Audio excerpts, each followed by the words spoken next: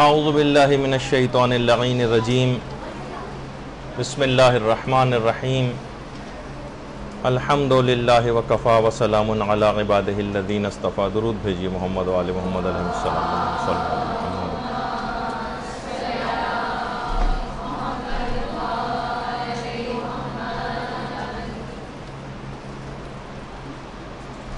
رمضان میں فقہی مسائل اور اس کی کچھ اخلاقیات کے ضمن میں آج یہ ہمارا تیسرا درس ہوگا. اگلی کلاس تو شب قدر سے مربوط کلاس ہوگی اور سب سے آخری جو اتوار آئے گا اس میں اس کا چوتھا پارٹ ہوگا. تو بہت اختصار کے ساتھ جتنے بھی مسائل ہم رمضان کے ان دروس میں مکمل کر سکیں گے وہ انشاءاللہ کریں گے. دیکھیے سب سے پہلے یہ بات آپ کی خدمت میں عرض کر دی جائے کہ رمضان اور اس کے روزے یہ کوئی بھوک اور پیاس کی سالانہ رسم کا نام نہیں. یہ ایک اخلاقی ڈسپلن کی سالانہ تربیت ہے. اور رمضان کا مطلب ہی یہ ہے کہ انسان اللہ کے لیے اپنی خواہشات پر پابندی لگائے. یہ رمضان اصل میں پرہیزگارانہ زندگی کا ایک تربیتی کورس ہے. دیکھیے اسلام کے اندر ہر چیز کی ایک ظاہری شکل ہوتی ہے اور ایک معنوی شکل ہوتی ہے. ظاہری شکل تو وہ جیسے آپ نماز پڑھتی ہیں اس کی ایک ظاہری شکل جو کہ بہت اہم ہے. وہ اگر غلط ہو جائے وہ ظاہری شکل تو کوئی فائدہ آپ کو ملے گا ہی نہیں. مسائل کے تحت بھی نماز بالکل صحیح ہونی چاہیے. تو اس کی ایک ظاہری شکل ہے ہر عبادت کی اور اسی طرح سے اس کی ایک اسپرٹ اور ایک روح بھی ہے جس کو سمجھنا پڑے گا.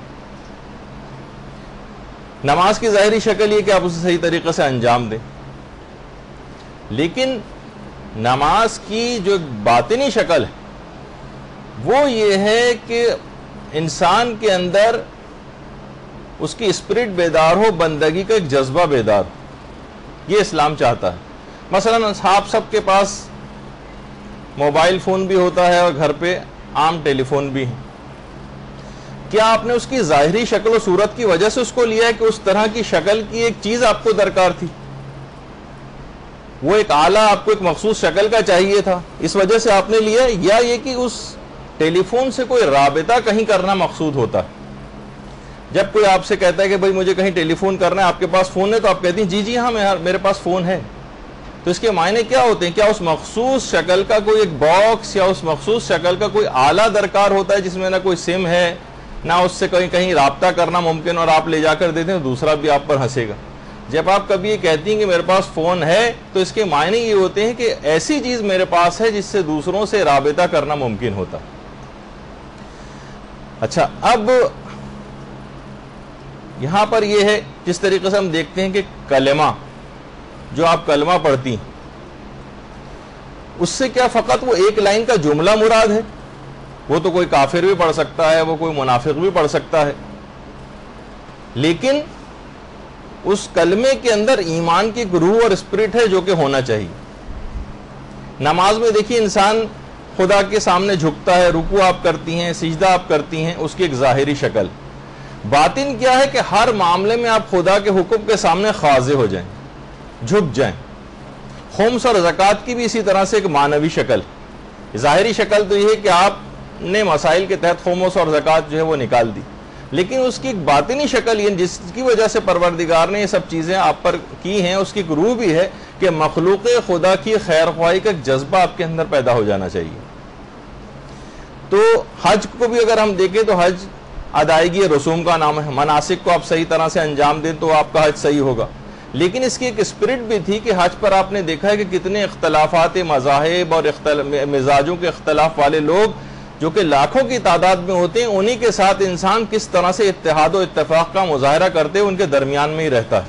تو اس کی ایک اسپرٹ ہے, وہ آپ کو اس اسپرٹ کو اپنے اندر جو ہے وہ بیدار کرنا پڑے گا, سمجھنا پڑے گا کہ یہ سب چیزیں کیا ہیں. اسی طریقے سے روزہ بھی ہے. روزے کی ایک ظاہری شکل یہ ہے کہ آپ نے کھانا چھوڑ دیا, آپ نے پینا چھوڑ دیا, لیکن اس کی باطنی روح یا اسپرٹ اس کے اندر یہ ہے کہ آپ کے اندر صبر کا ایک مادہ پیدا ہو جانا چاہیے. ہر ناگوار بات پہ آپ جو ہے وہ آپ میں خدا کے لیے برداشت کرنے کی صلاحیت ہونی چاہیے. تو دیکھیے بہت ساری چیزیں ایسی ہیں کہ اگر ہم ارکان کو بلا روح انجام دیتے چلے جائیں بلا روح، تو کیا ہوگا کہ جب کبھی اظہار کا موقع آئے گا عمل سے تو وہاں پر ہماری جو زبان ہے وہ ہمارے دل کا ساتھ نہیں دے گی. نماز کی اگر ایک مخصوص شکل سے آپ نے پڑھ بھی لی تو نماز تو ہو جائے گی، لیکن خدا کے سامنے جب عمومی زندگی کے اندر ہم جائیں گے تو اس نماز کے جو چیزیں نماز کے ذریعے ظاہر ہونے چاہیے تھی، خاضع ہو جانا چاہیے تھا خدا کے احکامات کے آگے، وہ ظاہر نہیں ہوگا. ظاہری اعتبار سے رکوع سجدے میں آپ نے گردن کو تو جھکایا ہوگا، لیکن اگر اس کی اسپرٹ تک نہیں پہنچے تو وہی انانیت اور وہی تکبر نماز سے ختم کرنے کے بعد لوگوں کے ساتھ اس کا مظاہرہ ہوگا. خمس و زکوٰۃ زبردستی ہم نے مسائل کے تحت نکال بھی دیا، مگر لوگوں کی خیرخواہی کا جذبہ بیدار نہیں ہوگا. اس کے علاوہ واجبات کے علاوہ کوئی اور ہمارے پاس آئے گا تو ہم دھتکار کر بھگا دیں گے. حج ہم مناسک کے تحت کر کے بھی آ گئے لیکن اسپرٹ بیدار نہیں کی اس کی، تو کیا ہوگا جب واپس اپنے رشتہ داروں میں آئیں گے وہاں اتحاد و اتفاق کا زبردستی مظاہرہ کیا تھا، یہاں پر آتے ہیں ان سے لڑائی جھگڑے فسادات یہ سب کچھ شروع ہو جائیں گے. تو ظاہری شکل کے ساتھ معنویت حاصل کرنے کی بھی آپ کو مکمل جو ہے کوشش کرنی چاہیے. دیکھیے اس سال جو آپ روزے رکھ رہی ہیں ماشاءاللہ، تو آپ تاریخ کے اس دور اور اس تسلسل کے اندر آ گئی ہیں جو ہر دور میں دینداروں کے ساتھ جاری رہتا ہے. آپ اپنے اندر ایک قلبی اطمینان محسوس کرتی کہ وہ عمل جو اللہ کے نیک بندوں نے ہر زمانے میں کیا ہے، آپ بھی اس قافلے میں شامل ہو گئی ہیں جو انبیاء، اولیاء، ائمہ، صالحین اور علماء کی رہنمائی میں دنیا سے آخرت کی طرف چلتا چلا جا رہا ہے. آپ اس قافلے میں شامل ہو چکی. اور رمضان، دیکھیے رمضان مکمل عمل کا زمانہ ہے، یہ دینی سرگرمیوں میں ڈوب جانے کا زمانہ ہے. 29 شعبان سے ہی اس کی فعالیت شروع ہو جاتی ہے. اہل ایمان کی نگاہیں آسمان پر گڑ کر رہ جاتی اور یہ شعور جاگ اٹھتا ہے کہ ہم گردش لیل و نہار کے اس مرحلے میں داخل ہو گئے ہیں کہ جہاں پر ہمیں اپنی زندگی کا نقشہ بدل دینا چاہیے. اب یہ فکر ہر وقت آپ پر سوار رہتی کہ صبح کب ٹھیک شروع ہوگی. کتنے مسائل آپ لوگ پوچھتی ہیں، کب غروب ہوگا. گویا رمضان اس علامت کے تحت ساتھ آیا ہے کہ اب زندگی کے نظام الاوقات میں اوقات کی ایک نئی رعایت کرتے ہوئے حکم خدا کے مطابق ہم چلیں. یہ جو آسمانوں کی طرف آنکھیں گڑ رہی ہیں، یہ جو آپ گھڑی کے اندر بار بار ٹائم جا کر دیکھ رہی ہیں، اس بات کی نشاندہی. عام زندگی میں کیا تھا کہ صرف کھانا پینا آپ کا مطمع نظر تھا، اب اصول شریعت آپ کے مد نظر ہو جاتے ہیں. پہلے بغیر کسی اندیشے کے، بغیر کسی احتیاط کے دن ایسے ہی گزرتے چلے جاتے تھے. آج ایک زندہ احساس آپ کے ساتھ ہے کہ آپ کو کیا کرنا ہے اور کیا نہیں کرنا ہے، کب کھانا ہے کب نہیں کھانا ہے، ایسا کرو، ایسا نہ کرو، ویسا نہ کرو. تو اس بات کی پریکٹس ہمیں کروائی جاتی ہے رمضان کے ذریعے کہ تم کیا کر سکتے ہو اور کیا نہیں کر سکتے، اس بات کو تلاش کرو. یہ عمومی زندگی میں اس بات کی پریکٹس ہونی چاہیے. یعنی دیکھیں خدا ایسا رحیم پروردگار ہے وہ ہمارا کہ وہ تمام سختیوں کے ساتھ آسانیاں بھی آپ کو مہیا کرتا ہے. روزے کی سختی ہے تو اس کے ساتھ سحری کی رخصت بھی. جہاد کی ترغیب اگر پروردگار دیتا ہے تو فرشتوں کے ذریعے وہ نصرت بھی کرتا ہے. آزمائش و سختیوں کے اندر آسانیاں بھی پیدا کرتا ہے. تلاوت اور نماز وغیرہ اس سے پہلے بھی آپ انجام دیتی تھیں، لیکن رمضان میں ایک زندہ کیفیت اور ایک لطف کے ساتھ انجام دیتی ہیں. شام ہوتی ہے جب آپ افطار کرتی ہیں، جس حکم سے آپ نے اپنے اوپر پابندیاں لگائی تھیں اسی کے حکم سے آپ افطار کرتی ہیں. عمل آپ کا بتا دیتا ہے کہ میں خواہشات نفس کی بندہ نہیں ہوں یا بندی نہیں ہوں، میں خدا کی ایک اطاعت گزار ہوں. تو روزہ دیکھیے اس دنیا میں بھی برائیوں سے ڈھال ہے اور آخرت میں یہ جہنم کی آگ سے ڈھال بن جائے گا. اچھا، اس مہینے میں آپ اعمال شب قدر انجام دیں گی. اس مہینے میں لوگ اعتکاف بھی کرتے ہیں، اس مہینے میں تلاوت قرآن بھی کرتے ہیں، صدقات بھی دیتے ہیں، انفاق بھی کرتے ہیں. اس ماہ میں اس دین ایک خاص دینی جذبہ آپ کے اندر بیدار ہو جاتا ہے. یہ جذبہ ایک بے حس انسان کو ایک حساس مومن بنا دیتا ہے. یہ عمل سے بتا دیتا ہے کہ گناہ اور حرام تو رہے ایک طرف، میں جو ناگزیر زندگی کی ضروریات ہیں جیسے کھانا اور پینا، میں حکم خدا کے سامنے ان چیزوں سے بھی دستبردار ہو سکتا ہوں۔ اور مثال ہماری اس گھوڑے کی طرح سے ہو جاتی ہے جو کھونٹے سے بندھا اور جس کی رسی جتنی زیادہ لمبی ہوتی ہے اس کے دائرے کے اندر صرف وہ جو ہے وہ گھومتا رہتا ہے اور باہر نہیں جاتا۔ تو عام دنوں میں دیکھیے اگر آپ کو صبح کو چائے نہ ملے تو آپ کو کتنی پورا دن آپ کا مقدر ہو کے رہ جاتا ہے، ٹھیک ہے۔ لیکن یہاں نفسیات رمضان میں اتنی طاقتور ہو جاتی ہے کہ پورے دن آپ کو چائے نہیں ملتی، پورے دن آپ کو کھانا نہیں ملتا، حتیٰ کہ پانی تک نہیں ملتا، تب بھی آپ اس پر مطمئن رہتی ہیں۔ لہٰذا یہ بات بالکل صحیح ہے کہ رمضان ایک رمضان کو دارالعمل کہا گیا ہے، اور افطار جو ہے اس کو دارالجزا کہا گیا ہے۔ پروردگار سے یہی دعا ہے کہ پروردگار ہمارے اندر وہ روحانیت پیدا کر دے جو رمضان کے ذریعے پروردگار ہم میں دیکھنا چاہتا ہے، اور خدا ہم سب کے روزوں کو قبول فرمائے۔ درود بھیجیے محمد و آل محمد۔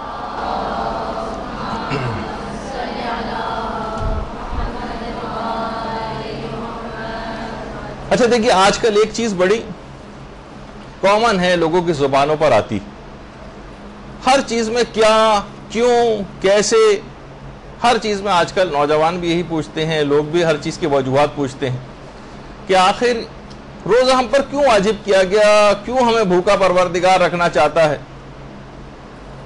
تو دیکھیے، پروردگار نے تمام احکامات کی علت اور حکمت نہیں بتائی، لیکن روزے کی بتائی، لعلکم تتقون، تاکہ تم متقی و پرہیزگار ہو جاؤ۔ تو بہرحال دیکھیے، روزہ جو ہے نا ایک بلند ہمتی، اور ایک بلند ہمتی ہم کو سکھاتا ہے۔ جو کم ہمت افراد ہوتے ہیں، جو بس معمولی بخار پر روزہ چھوڑنے کو تیار ہوتے ہیں، جو ذرا سی کھانسی ہوئی، ذرا سا نزلہ ہوا، گلا خشک ہونے پر روزہ توڑنے کے بہانے تلاش کرتے ہیں۔ یعنی بہت سے لوگ تو اتنے بے ہمت ہو جاتے ہیں کہ روزہ ہی نہیں رکھتے۔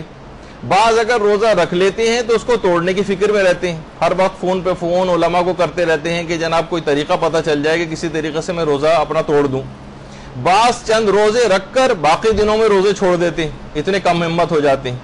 بعض سردیوں میں کچھ ہمت کر لیتے ہیں، گرمیوں میں رمضان آ جائے تو اس میں ہمت نہیں کر پاتے، جبکہ امیر المومنین علیہ الصلوۃ والسلام فرماتے ہیں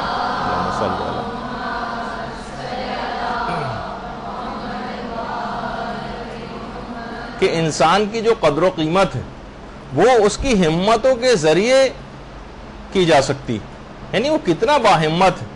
تو دیکھیں، روزہ جو ہے نا ایک بلند ہمتی سکھاتا ہے، اور وہ روزہ جو تمام آداب اور اپنے اصرار کے ساتھ، معنویت کے ساتھ، اور بہت سے لوگ تو اس میں بڑے آگے نکل جاتے ہیں، اور ان کی ہمت صرف افطار کی حد تک ان چیزوں سے بچنے میں نہیں رہتی، بلکہ اس سے بھی آگے بڑھ جاتی۔ افطار کا وقت آتا ہے تو روٹیاں فقیر کو دے دیتے ہیں، اور فقط ایک دن تک یہ ہمت نہیں رہتی، 3 دن تک یہ ہمت جاری رہتی ہے، یہاں تک کہ سورہ حلاتا کو نازل ہونا پڑتا۔ وَيُطْعِمُونَ اللَّهُمَّ صَلِّ عَلَى مُحَمَّدٍ وَآلِ مُحَمَّدٍ۔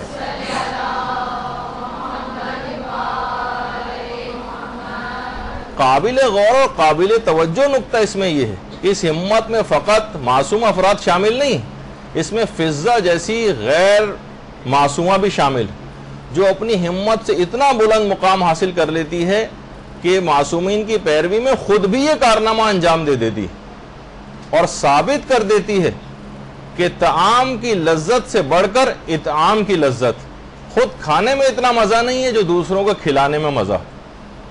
اچھا، افطار میں خصوصیت کے ساتھ یہ بات یاد رہے کہ سارے روزے کی معنویت ختم ہو کے رہ جائے گی اگر افطار مال حلال سے نہ کیا جائے۔ تو انسان کو ہمیشہ اپنی غذا کا بار بار خیال رکھنا چاہیے کہ کوئی حرام چیز اس میں شامل نہ ہو۔ باقاعدہ ایک دینی طالب علم نے کسی جگہ پر جا کر افطار کیا، ایسا محسوس ہوا کہ ساری معنویت اس کے اندر ختم ہو کے رہ گئی، معنویت ہی ختم ہو کے رہ گئی۔ اپنے صاحب معرفت استاد کے پاس وہ طالب علم گیا، کہا کہ میں نے جب سے وہاں پر افطار کیا ایسا لگ رہا ہے کہ میں بالکل خالی سا ہو کے رہ گیا، اور روحانیت کی جو کیفیت میرے اندر پیدا ہو گئی تھی وہ بالکل ختم ہو کے رہ گئی۔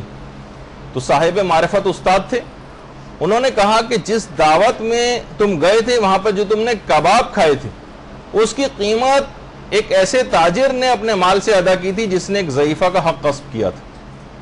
تو اس کا لازمی نتیجہ دیکھیے ہمارے جتنے بھی اعمال ہیں ان کا میں اس سے پہلے بھی بتا چکا ہوں کہ اس کا یہ تمام اعمال ایک برزخی شکل کو اختیار کر لیتے ہیں. یہ ایک خاص ان کی ایک برزخی شکل بن جاتی ہے. یہ پھر اس کے وہ تمام فائدے آپ کو حاصل نہیں ہونے دیتے اگر آپ نے ان چیزوں سے اپنے آپ کو نہیں بچایا. باقاعدہ ایک عالم نے اپنے استاد کے حوالے سے بات نقل کی کہ وہ اپنے استاد کے ساتھ مشہد میں امام زادہ یحییٰ کا جو روضہ ہے اس روضے کے قریب ایک گلی سے گزر رہے تھے. وہ خود فرماتے ہیں کہ ایک سائیکل سوار جا رہا تھا اور ایک پیدل شخص وہاں پر جا رہا تھا. تو سائیکل سوار سے وہ پیدل شخص جا کر ٹکرا گیا. جیسے آپ نے دیکھا ہوگا گاڑی کے سامنے کوئی آ جاتا ہے اور فوراً ہم بھڑک جاتے ہیں اور اس کو برا بھلا کہنا شروع کر دیتے ہیں. اس نے اہانت کرتے ہوئے اس پیدل شخص کو گدھا کہا. گدھا جس طرح سے ایک دم سے کوئی غلطی کرتا ہے اور سامنے آ جاتا ہے تو بہت سے لوگ ایک دم سے اس قسم کے الفاظ کہہ دیتے ہیں. جیسے ہی اس نے گدھا کہا ان کے استاد نے کہا کہ جس نے گدھا لفظ کہا اس کی اپنی باطنی شکل گدھے کی صورت میں تبدیل ہو گئی. اس کا ایک باطن بن گیا. یہ تو صرف آپ کو دکھانے کے لیے ویژوالائز کرانے کے لیے ایک تصویر ہے لیکن اس کا اپنا باطن جو ہے گدھے کی شکل میں تبدیل ہو گیا. اب یہ باطنی شکل میدان قیامت میں اس کے ساتھ اٹھے گی. جو بھی اعمال آپ انجام دیتی ہیں مخصوص باطنی شکل کے اندر تبدیل ہوتے چلے جاتے ہیں جن کے ساتھ انسان اٹھایا جائے گا میدان قیامت میں. حتیٰ کہ انسان کی تو اہانت اور وہ تو چھوڑیے جانوروں تک کے ساتھ. دیکھیے جانوروں کے متعلق کہا جاتا ہے نا جو آپ سنتے بھی ہیں کہ ایک جانور کو اگر کبھی جو ہے وہ ذبح کیا جا رہا ہو تو دوسرا جانور سامنے نہیں ہونا چاہیے کیونکہ اگر جانور کے سامنے آپ کریں اس کی خود بھی یہ جو عمل آپ نے کیا ہے یہ کرویلٹی یہ جو ظلم والا کام ہے کہ اس کے سامنے کسی کو ذبح نہ کرو تو اس کے ساتھ بدسلوکی کرنے کے بھی باطنی اس کی آثار ہوتے ہیں. اس کی شکلیں کچھ بن جاتی ہیں. ایک قصائی ایک دفعہ ایک عالم دین کے پاس آیا اور اس نے کہا کہ میرا بچہ اس قدر بیمار ہے کہ ڈاکٹروں نے بالکل جواب دے دیا اور کہا کہ اب یہ بچہ مر جائے گا. آپ کوئی ایسی مجھے ترکیب بتائیں کہ کوئی ایسی دعا بتائیں کہ جس سے میرے بچے کو صحت یابی مل جائے. اس عالم نے کہا کہ یہ اب ہو نہیں سکتا کیونکہ تم نے گائے کے ایک بچے کو اس کی ماں کے سامنے ذبح کیا. اب وہ گائے یہ کہہ رہی ہے کہ اس نے میرے بچے کا سر میرے سامنے ذبح کیا ہے اس لیے اس کے بچے کو بھی مرنا چاہیے. تو دیکھیے عام انسان کی وہ تو چھوڑیے اہانت اور توہین وغیرہ آپ نے دیکھا کہ جانوروں تک کے ساتھ یہ بہت ساری جو زندگی میں ہماری بے اعتدالیاں اور سب کچھ ہوتی ہیں ان سب کے نتائج بھگتنا پڑتے ہیں. اسلام کے اندر جب جتنے مستحبات اور مکروہات ہیں ان کا بھی آپ کی روحانیت کے اندر ایک اثر چاہے جائے گا کہ حرام اور گناہ والی چیزیں وہ تو بہت زیادہ اپنے اثرات رکھتی ہیں. تو بہت سی چیزیں جو کہا جائے کہ ایسا نہ کرو ویسا نہ کرو بہت ساری چیزیں جو کہی جاتی ہیں نا تو ان سب کے اثرات ہوتے ہیں. اس وجہ سے اسلام نے منع کیا. جب یہ ہمارے ایک جملہ ہے کہ اسلام کے تمام احکامات ذو مصلحت ہیں اور اس کی تمام ممنوعات ذو مفسدہ. اسلام نے جس چیز کا بھی جب بھی حکم دیا ہے اس کے اندر یقیناً آپ کی کوئی نہ کوئی مصلحت پائی جاتی ہے آپ کا کوئی نہ کوئی فائدہ ہوتا ہے. اور اسلام نے جتنی چیزوں سے بھی آپ کو منع کیا ہے اس کے اندر یقیناً کوئی حکمت ہے کوئی آپ کا نقصان ہے چاہے دنیاوی طور پر ہوگا اخروی طور پر ہوگا. اسلام نے چاہے وہ بتایا ہو یا نہ بتایا ہو لیکن اس کے اندر ایک نقصان پایا جاتا ہے. تو لہٰذا دیکھیے خود کو تبدیل کیے بغیر روزہ رکھنے کا کوئی فائدہ نہیں. پیغمبر اسلام یہی بات تو ارشاد فرماتے تھے. درود بھیجیے محمد و آل محمد اللہ صلی اللہ علیہ وسلم.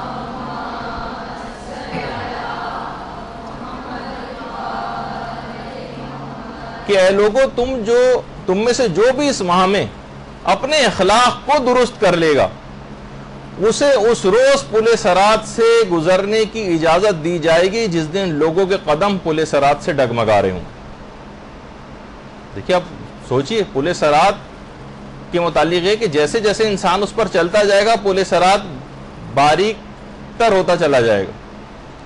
اور جو کہا جاتا ہے نا کہ بال سے زیادہ باریک اور تلوار کی دھار سے زیادہ تیز اور نیچے جب گرے گا وہ وہاں سے اگر خدا نہ خواستہ تو صرف نار جہنم ہوگی کہ جس کے اندر جائے گا.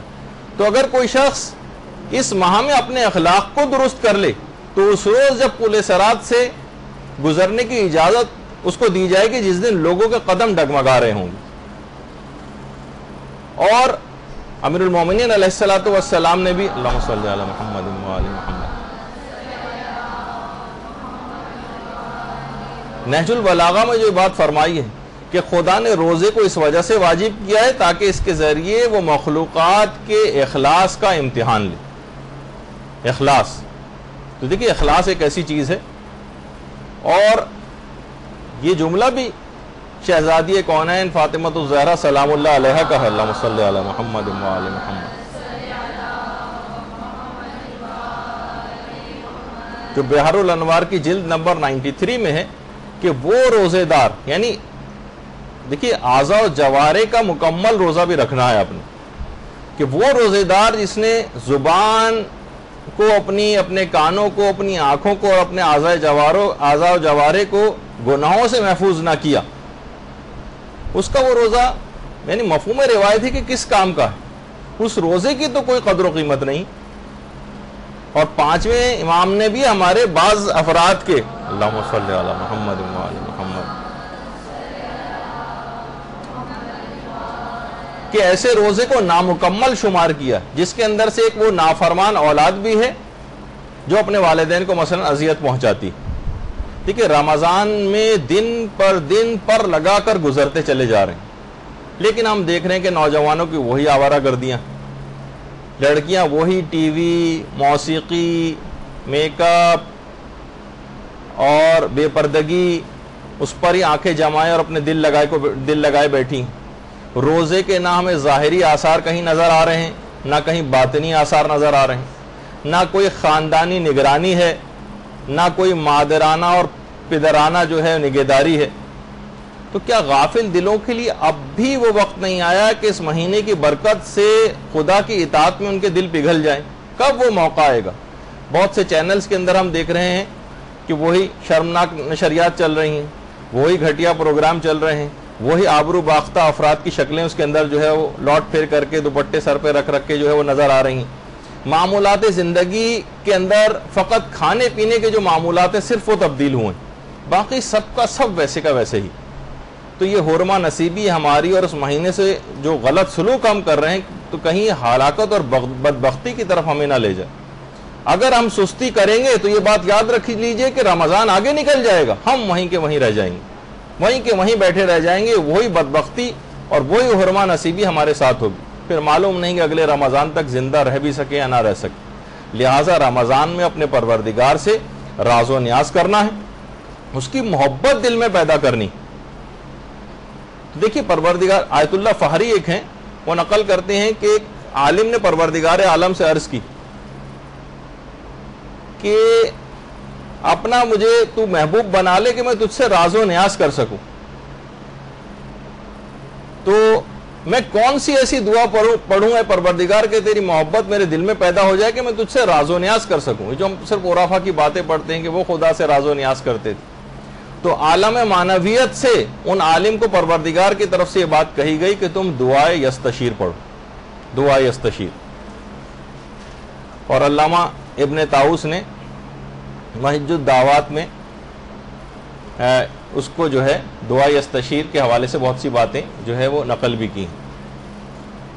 اچھا دیکھیے ایک بات اور اس میں بیان کر دی جائے, کیونکہ بچے بھی بعض اوقات یہ بات سنتے ہیں اور نوجوان بھی سنتے ہیں, اور بہت سے خیر بزرگ حضرات بھی اس میں پیچھے نہیں رہے ہیں, کہ بعض اوقات گرمی بہت زیادہ ہوتی ہے جس کی وجہ سے وہ روزہ نہیں رکھ پاتے. ابھی مجھے ایک صاحب نیچے کہہ رہے تھے کہ ایک فلاں صاحب ہیں, ان کو کسی قبرستان جانا تھا, تو قبرستان جانے کی وجہ سے آج انہوں نے روزہ نہیں رکھا کہ گرمی بہت ہوگی, وہاں پہ پیاس لگے گی, تو شروع سے روزہ نہیں رکھا.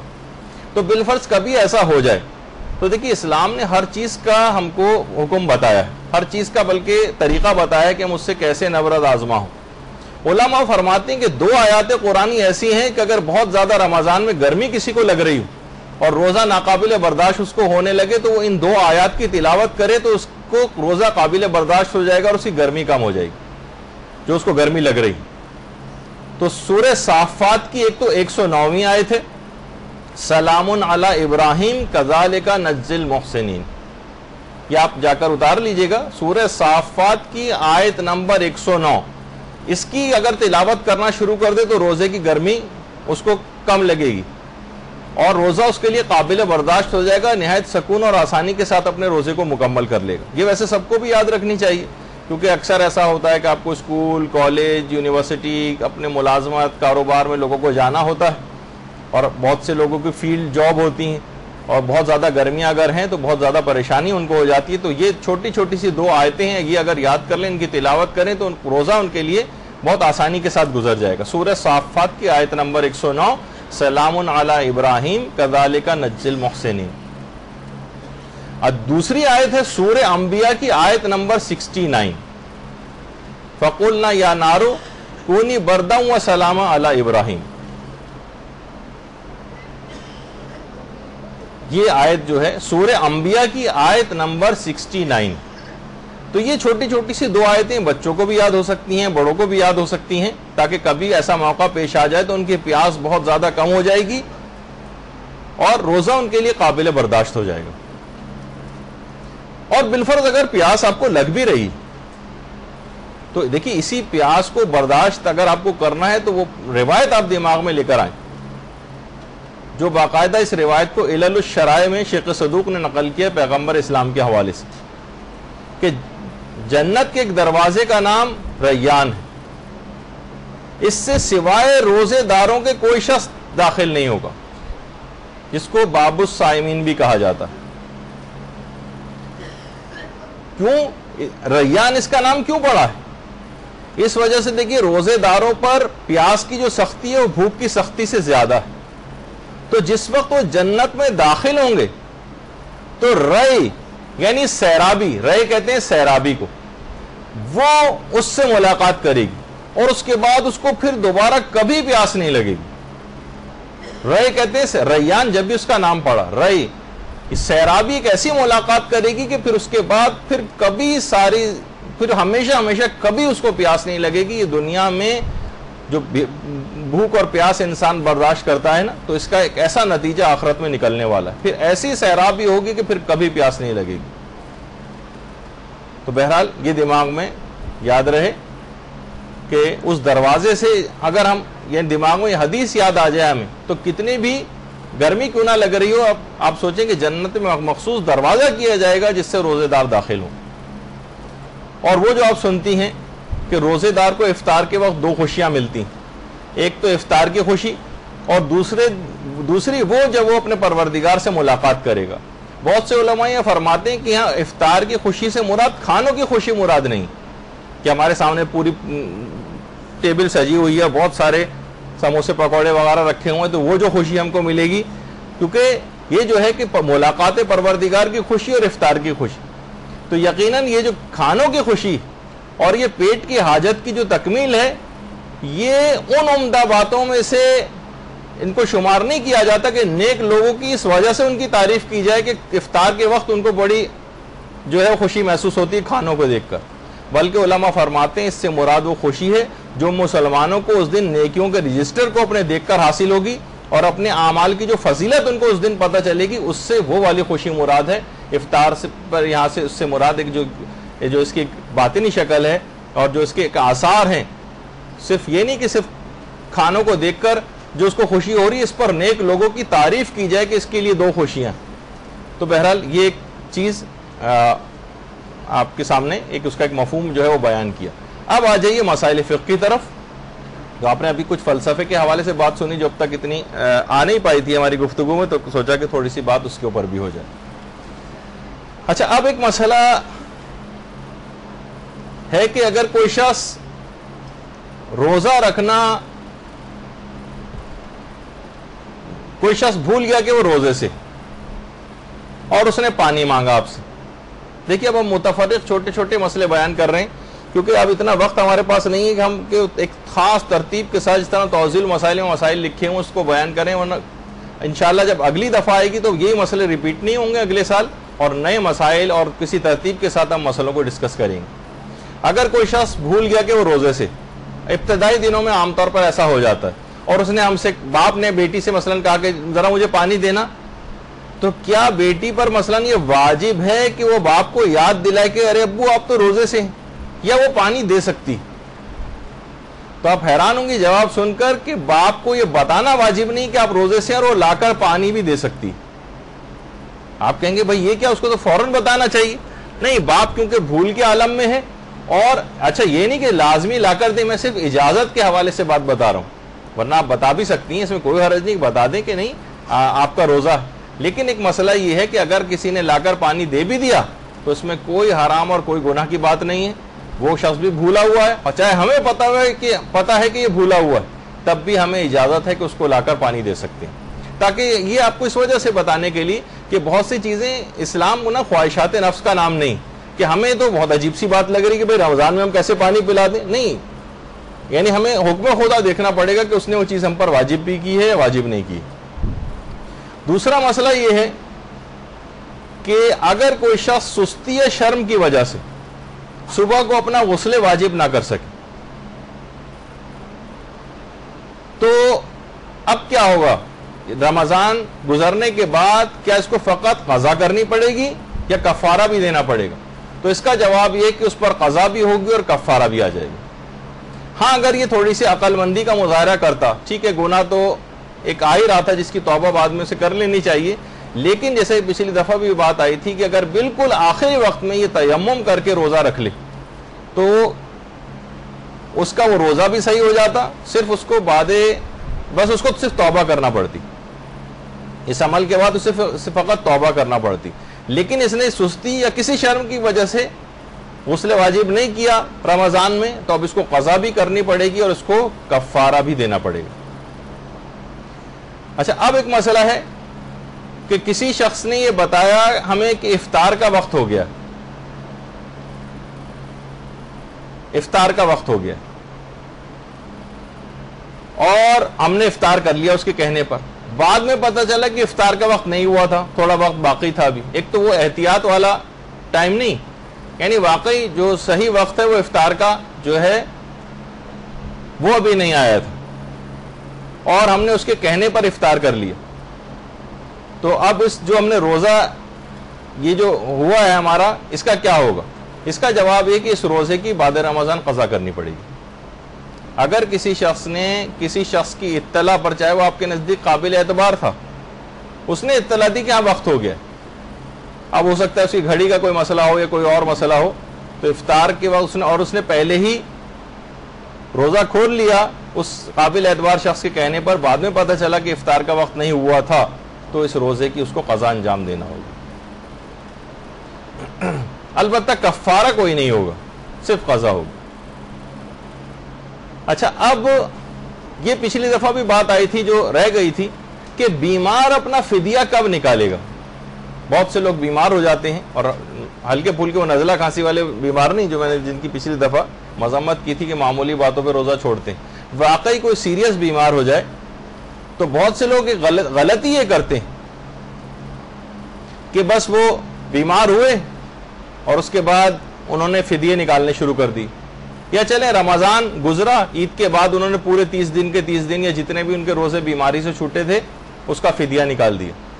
تو اس کا حل کیا ہے؟ بیمار اپنا فدیہ کب نکالے گا؟ یہ عمل جو ان لوگوں نے کیا کہ رمضان کے فوراً بعد فدیہ نکال دیا, کیا یہ عمل صحیح ہے؟ جواب ہے کہ یہ عمل غلط ہے. فدیہ کب واجب ہوگا؟ جب اگلے رمضان تک ان تمام روزوں کی قضا نہ کر سکے. قضا اگر قضا کر لے گا تو کوئی فدیہ نہیں, کیونکہ قضا تو اس کو رکھنا ہے نا.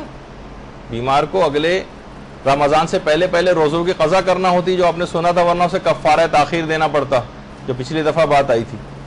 تو یہ جو فدیہ لوگ فوراً ابھی بیمار ہوئے, آج کا روزہ چھوٹا, آج کا فدیہ نکال دیا. بہت سے لوگ یوں کرتے ہیں, 5-7 روزے چھوٹے, رمضان ہی میں فدیہ نکال دیا, یا عید کے بعد فدیہ نکال دیا. یہ فدیہ غلط ہو جاتا ہے, ایک چیریٹی بن جائے گا, ایک ثواب آپ کو مل جائے گا, لیکن فدیہ آپ کی گردن سے اترے گا نہیں. یہ اگلے سال تک اگر آپ نے ان روزوں کی آپ کو قضا کر لینا چاہیے تھی, اور اس کے باوجود آپ نے جو ہے اگلے رمضان کا چاند, یہاں تک کہ اگلے رمضان کا چاند نظر آ گیا, اب اگلے رمضان کا چاند نظر آنے کے بعد اس پچھلے رمضان کے بیماری کے فدیے وہ نکال سکتا. اس سے پہلے اگر اس نے نکالے تو وہ فدیے سارے بیکار ہو جائیں گے. دیکھیے بات بہت سمجھنے والی, پورے 1 سال کا انتظار کرنا پڑے گا. اس دوران آپ یا تو قضا کر لیں, قضا کر لیں گی تو کوئی فدیہ نہیں. لیکن اگر آپ نے قضا نہیں کیے اور اگلے رمضان کا چاند نظر آ گیا تو اب فدیہ جو پچھلے رمضان میں بیماری کی وجہ سے روزے چھوڑے تھے ان کا فدیہ اب آپ نکالیں گی تو وہ صحیح ہوگا. اس اگلے رمضان کا چاند آنے سے پہلے اگر پچھلے رمضان کے آپ نے کسی نے فدیے نکالے ہیں تو وہ فدیہ کاؤنٹ نہیں ہوگا, وہ ایک چیریٹی بن جائے گی. وہ غلط ہو گیا, غلط ہو ان معنوں میں کہ وہ فدیہ نہیں بنا, وہ آپ کے گردن کے اوپر ابھی تک وہ چیز باقی ہے. یہ ایک اہم بات تھی کہ جو لوگ عام طور پر یعنی بہت سی صورتوں میں یہ ہوتا ہے کہ بیماری اگلے سال تک طول کھینچ جاتی ہے مثلا, یا بیماری تو نہیں, البتہ یہ کہ بہرحال اس نے رکھے نہیں روزے یا کسی بھی وجہ سے, تو بہرحال اگلے سال اس پچھلے رمضان کا جو فدیہ ہے وہ اگلے سال اس کو دینا پڑے گا. اچھا, بوڑھے افراد کے حوالے سے نہیں, ہاں وہ افراد کے جو اپنا فدیہ روزہ گزرنے کے فوراً بعد نکال سکتے ہیں. کچھ افراد ایسے ہیں کہ جن کو اس بات کی اجازت کہ وہ افراد جو کہ بہت زیادہ بوڑھے ہیں اور روزہ رکھنا ان کے لیے باعث مشقت, یعنی وہ رکھ لیں گے روزہ لیکن مشقت کے ساتھ رکھیں گے. ان کے اوپر آپ نے پچھلی دفعہ بات سنی تھی کہ ایسے بوڑھوں کی 2 اقسام ہیں. ایک تو وہ جو روزہ رکھ ہی نہیں سکتے, ان پہ نہ تو اس روزے کی کوئی قضا کرنی ہے اور نہ ہی اس کا کوئی فدیہ دینا ان کے لیے واجب. لیکن وہ بوڑھے جو مشقت کے ساتھ روزہ رکھ لیتے ہیں, پریشانی ان کو ہوتی ہے کافی لیکن وہ پھر بھی روزہ رکھ لیتے ہیں, تو روزہ تو ان پر سے معاف ہے لیکن ان کو فدیہ دینا پڑتا. تو یہ کیا ہے, جو اتنے زیادہ بوڑھے افراد ہیں یہ اگلے سال تک کا انتظار کریں گے؟ نہیں, یہ رمضان کے فوراً بعد بھی دے سکتے ہیں یا اس روزے کو گزرنے کے بعد بھی دے سکتے ہیں. یعنی جو روزہ آج ان بوڑھے افراد کا آج چھوٹا ہے تو یہ اس کا اگلے دن ہی فدیہ نکال سکتے ہیں. اسی طریقے سے دودھ پلانے والی جو مائیں ہیں اور وہ حقیقتاً یعنی بچے کے ساتھ ان کا مسئلہ ہو رہا ہے اور وہ تمام احتیاطیں نہیں کر پا رہی جو پچھلی دفعہ میں نے بتائی تھیں, یا کوئی فیڈر وغیرہ یا ڈبے کے دودھ وغیرہ سے بچے کی بھوک وغیرہ نہیں مٹا پا رہی ہیں, کوئی بھی ایسا مسئلہ ہے تو پھر وہ روزہ چھوڑ سکتی ہیں اور وہ بھی اپنا فدیہ جو ہے اس روزہ گزرنے کے بعد دے سکتی ہیں. دوران رمضان وہ روزہ جب گزر جاتا ہے, یعنی وہ روزہ گزر گیا اسی دوران بھی فدیہ نکالا جا سکتا ہے. لیکن یہ نہیں کر سکتے کہ ایڈوانس میں دے دیں کہ ابھی جو جتنے بھی روزے آگے مجھے پتا ہے کہ یہ سب چھوٹ جائیں گے مجھ سے تو ان کا فدیہ میں ابھی سے نکال دوں. یہ نہیں, وہ روزہ گزر جائے پھر اس کا فدیہ دے سکتے ہیں. اگلا روزہ پھر اس طرح سے گزر جائے, وہ روزہ نہیں رکھ پا رہی پھر فدیہ دے سکتے ہیں. اور یہی مسئلہ اس حاملہ عورت کا بھی ہے کہ جو بہت سی وجوہات کی بنا پر جو ہے وہ روزہ نہیں رکھ پا رہی ہے, اپنے بچے کی وجہ سے, اپنی صحتیابی کی. اس میں تھوڑا سا مسائل کے اندر اختلاف ہے جس میں ابھی تفصیل میں نہیں جا رہا. اچھا, اب ایک مسئلہ یہ بھی اس میں ہوتا ہے کہ بیمار اگر اگلے رمضان سے پہلے انتقال کر جائے تو کیا اس کے ورثاء پر یہ فدیہ اس کے مرنے کے بعد نکالنا یہ واجب ہوتا ہے؟ تو جواب ہے کہ ورثاء پر اس فدیے کو دینا واجب نہیں. یعنی بیمار کو اگلے رمضان سے پہلے قضا کر لینی چاہیے تھی اور اس کو ظاہر ہے اس کے اوپر فدیہ واجب ہوتا. جب اگلے رمضان کا چاند آتا تو بہت سے لوگوں کے دماغ میں آتا ہے کہ کیا اس کا یہ والا فدیہ جو ڈیو ایک لحاظ پر ہونے والا تھا تو کیا یہ ہم نکالیں؟ تو جواب ہے کہ ورثاء پر یہ چیزیں واجب نہیں, سوائے اس کے کہ وہ وصیت کر جائے کہ بھائی جو میرے فدیے ہیں وہ تم دے دینا. تو یہ ایک بات اس کے اندر جو ہے وہ ضروری بتانے کے لحاظ سے تھی. اچھا, پھر اس کے بعد ایک سوال لوگ یہ پوچھتے ہیں کہ کیا فدیے میں ایک مد, پچھلی دفعہ آپ نے بات سنی تھی کہ فدیے میں ایک مد دیا جاتا ہے, ایک مد. تو اگر ایک مد ہوتا ہے 3 پاؤ کے برابر, تو اگر ہم زیادہ دے دیں مثلا 1 کلو کر دیں تو کیا یہ صحیح ہے؟ تو جواب ہے کہ جی ہاں, زیادہ تو کرنے میں کوئی حرج نہیں, بلکہ احتیاط مستحب یہ ہے کہ فدیہ 2 مد دیں, یعنی 1.5 کلو کے قریب دیں. یعنی زیادہ ثواب اگر آپ کو لینا ہے فدیے کا تو 1 مد کے بجائے 2 مد دیں. پھر ایک مسئلہ یہ بھی ہوتا ہے کہ فدیہ اپنے ہاتھ ہی سے دینا ضروری ہے یا ایک کسی کے وکیل بنا کر کسی بھی اپنے بھائی کو ہم نے کہہ دیا یا اس کو پیسے دے دیے کہ جاؤ اس کا فدیہ جو فلاں تک پہنچا دو. تو یہ بات یاد رکھ لیں کہ بہرحال فدیہ اپنے ہاتھ سے دینا تو ضروری نہیں, کسی کو واسطہ بنا کر بھی دیا جا سکتا ہے, لیکن پھر آپ کو یہ یقین حاصل کرنا ضروری ہے کہ اس نے وہ چیز خرید کر، جو اناج وغیرہ ہے وہ خرید کر ہی اس مستحق تک پہنچایا ہوگا. یعنی ایسے لاپرواہ شخص کے ہاتھ میں دے دیے جو مسائل سے واقف نہیں ہے، اور یا آپ کو اس پر اعتماد نہیں کہ اتنی زحمت کرے گا کہ جا کر وہ آٹا خریدے گا، چاول خریدے گا، اور کسی اور کے ذمہ آپ نے لگا دیا یہ والی بات، تو آپ کا ذمہ ادا نہیں ہوگا جب تک کہ آپ کو یقین حاصل نہ ہو جائے کہ اس نے وہ چیز پہنچا دی. اپنے ہاتھ سے تو دینا ضروری نہیں ہے، لیکن ایسے قابل اعتبار شخص کے حوالے آپ اس کو کریں کہ جس کے متعلق یقین ہو کہ یہ چیزیں خرید کر ان مستحقین تک پہنچائے گا. اگر وہ پیسے ایسے ہی جا کے دے دے، اس نے کہا اس چکر میں کون پڑے، یا وہ آپ کی بات ہی نہیں مان رہا ہے کہ بھائی یہ کہاں سے تم نے کہ یہ چیزیں اس کو اور دواؤں کی ضرورت ہے، تو اس فدیے کی رقم سے بہتر ہے کہ وہ دوائیں خریدے جا کر. نہیں، اس کا مطلب یہ ہے کہ یہ فدیہ اب شمار نہیں ہوگا. دواؤں کے لیے آپ الگ سے چیریٹی کے طور پر دیں، اس کو پیسہ صدقے کے طور پر دیں، وہ ایک الگ ہے، لیکن فدیے میں آپ کو وہ جنسی دینا پڑے گی.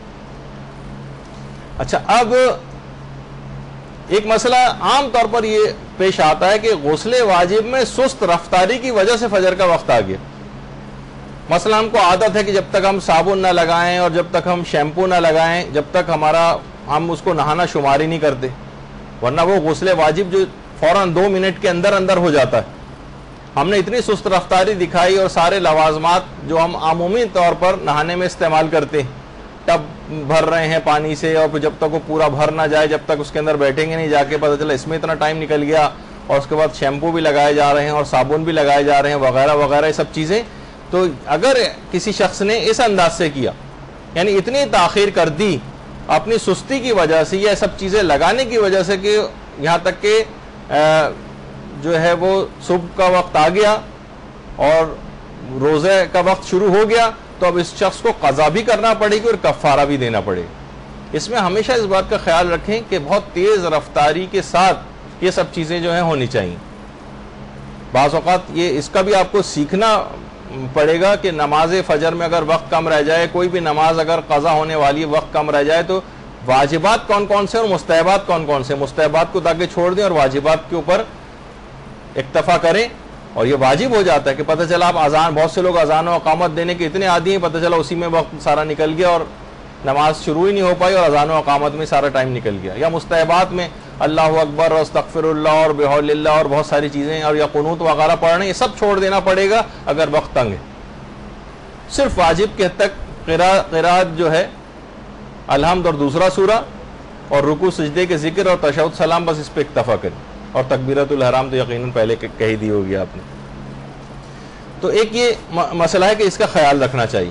بہت سے لوگ یہ بھی کہتے ہیں کہ جو ہم برش وغیرہ کرتے ہیں رمضان میں، تو اکثر یہ شک ہوتا ہے کہ کہیں ہمارے منہ سے شاید کہیں خون تو نہیں نکلا ہے، کہ ہلکا سا ایک ذائقہ ہمیں اپنے منہ میں محسوس ہوتا ہے، کیا ہم اس کو تھوکنا ہم پر واجب ہے یا ہم اس کو جو ہے نگل بھی سکتے ہیں.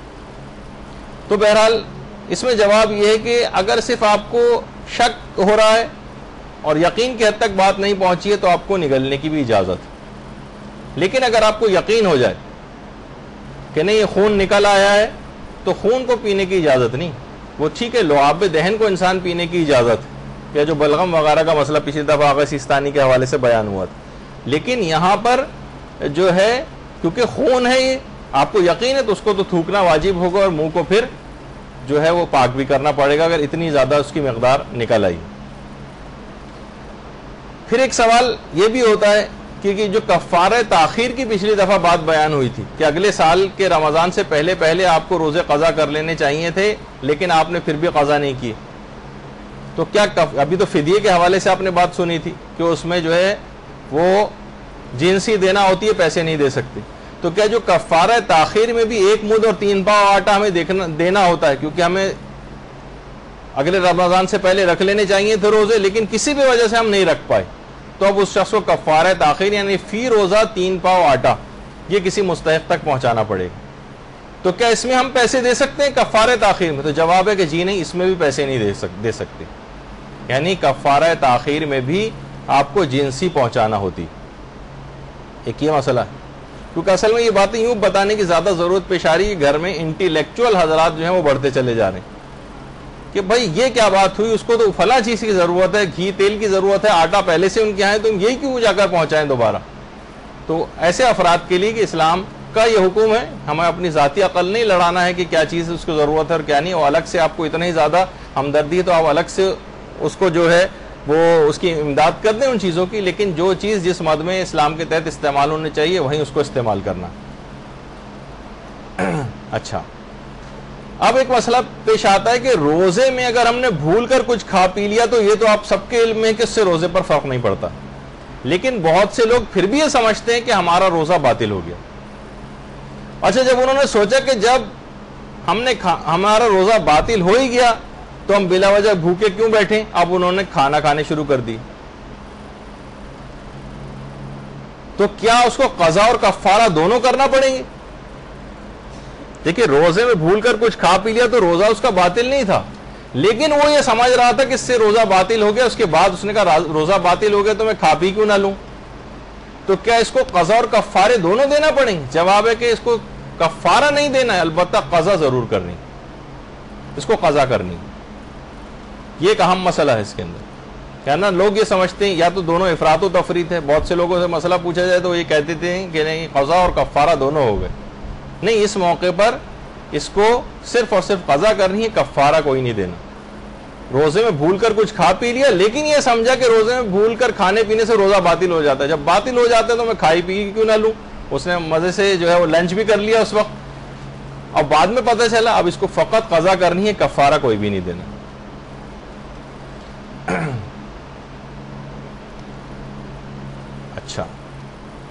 اچھا، بہت سارے مریض حضرات ایسے ہوتے ہیں کہ اگر ان کا مرض طول کھینچ کر اگلے رمضان تک چلتا رہے، ان کا مرض طول کھینچ کر اگلے رمضان تک چلتا رہا تو اسے صحیح آپ کو پتا ہے کہ اس کو بہرحال فدیہ تو دینا ہوگا، لیکن کیا بعد میں اس کی قضا بھی کرنا ہوگی اس روزے کی؟ نہیں، اگر یہ رمضان اگلے سال کے رمضان تک اس کا یہ مرض چلتا رہا تو اس کو پھر اس روزے کی قضا نہیں کرنا، صرف اور صرف فدیہ دے دے گا، قضا کوئی نہیں۔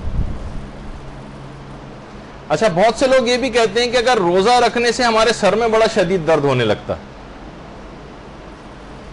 روزہ رکھنے سے سر میں شدید درد ہو جاتا، تو اول تو دیکھیں یہ اس وقت ہوتا ہے۔ اچھا، میں یہ بات بتا دوں اس میں کہ اگر کوئی ایسے افراد ہوں تو اگر سحری میں ہی کوئی ایک دوا پین کلر وغیرہ لے لیں، پیناڈول، پوسٹان وغیرہ، جبکہ عام طور پر کوئی اور ایسی بیماری نہ ہو جس میں یہ چیزیں منع ہوں اس کے لیے، تو وہ دن اس کے لیے اس کا روزہ آرام سے گزر جائے گا۔ تو روزہ رکھتے ہی اگر کسی شخص کے سر میں درد ہونے لگے تو بہت سے لوگ پوچھتے ہیں کہ ہم پر سے روزہ معاف ہو جائے گا؟ تو دیکھیے، اگر کوئی دوا کے ذریعے یا سونے کی وجہ سے یا کسی دبانے کی وجہ سے اگر ہم اپنے سر کو دبوا لیں یا دبا لیں اور یہ سر درد ہمارے لیے قابل تحمل ہو جائے تو روزہ رکھنا ویسے ہی واجب رہے گا۔ ہاں، اگر ناقابل تحمل ہو جائے تو پھر ظاہر بیمار کی کیٹیگری میں آ جائیں گے، پھر تو وہ تو آپ نے سنا ہے کہ بیمار کو بعد رمضان جو ہے اس کی قضا کرنی پڑے گی، اور اس کے بعد پھر جو ہے اگر وہ اگلے رمضان تک اس نے نہیں کیا تو پھر فدیے کا مسئلہ آئے گا۔ بہرحال ان طریقہ کار سے اگر وہ قابل تحمل ہو جاتا ہے، دبانے سے، سر میں مالش کرنے سے، یا مثلا سونے سے، یا دوا اگر ہم سحری میں کوئی پہلے سے لے لیں، اس کسی بھی طریقہ کار سے قابل تحمل ہو جاتا ہے تو پھر روزہ نہیں چھوڑ سکتے۔ ہاں، ناقابل برداشت ہو جائے تو پھر ظاہر ہے ایک الگ کیٹیگری ہو جائے گی جسے بیمار کی کیٹیگری کہا جاتا ہے۔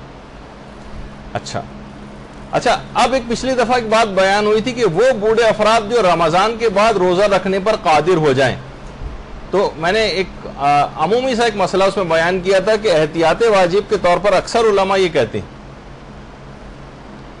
کہ جو بڑھاپے کی وجہ سے روزہ نہ رکھ سکے، اگر رمضان کے بعد اس میں اتنی طاقت پیدا ہو جائے کہ وہ روزہ رکھے، تو کچھ علماء یہ کہتے ہیں کہ احتیاط واجب کی بنا پر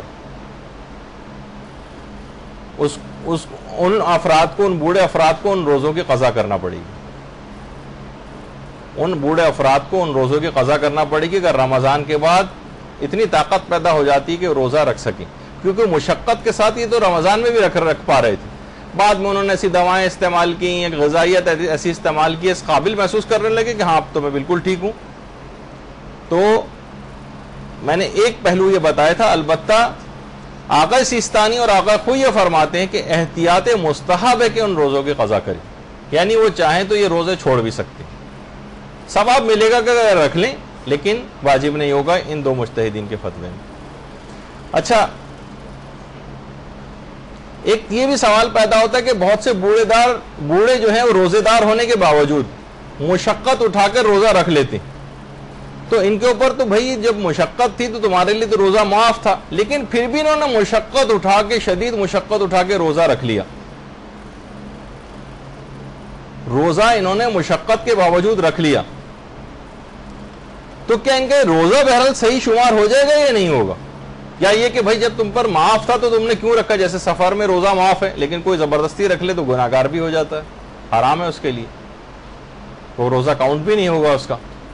لیکن یہاں پر یہ مسئلہ ہے کہ وہ بوڑھے افراد جو مشقت اٹھانے کے باوجود روزہ رکھ رہے ہیں اور اسے پورا کر رہے ہیں، جبکہ سہولت تھی ان کو کہ روزہ چھوڑ سکتے تھے، اگر انہوں نے بہرحال رکھ لیا تو ان کا روزہ صحیح شمار ہو جائے گا، ان کا روزہ صحیح شمار ہو جائے گا، کوئی مسئلہ نہیں ہے، روزہ بالکل صحیح۔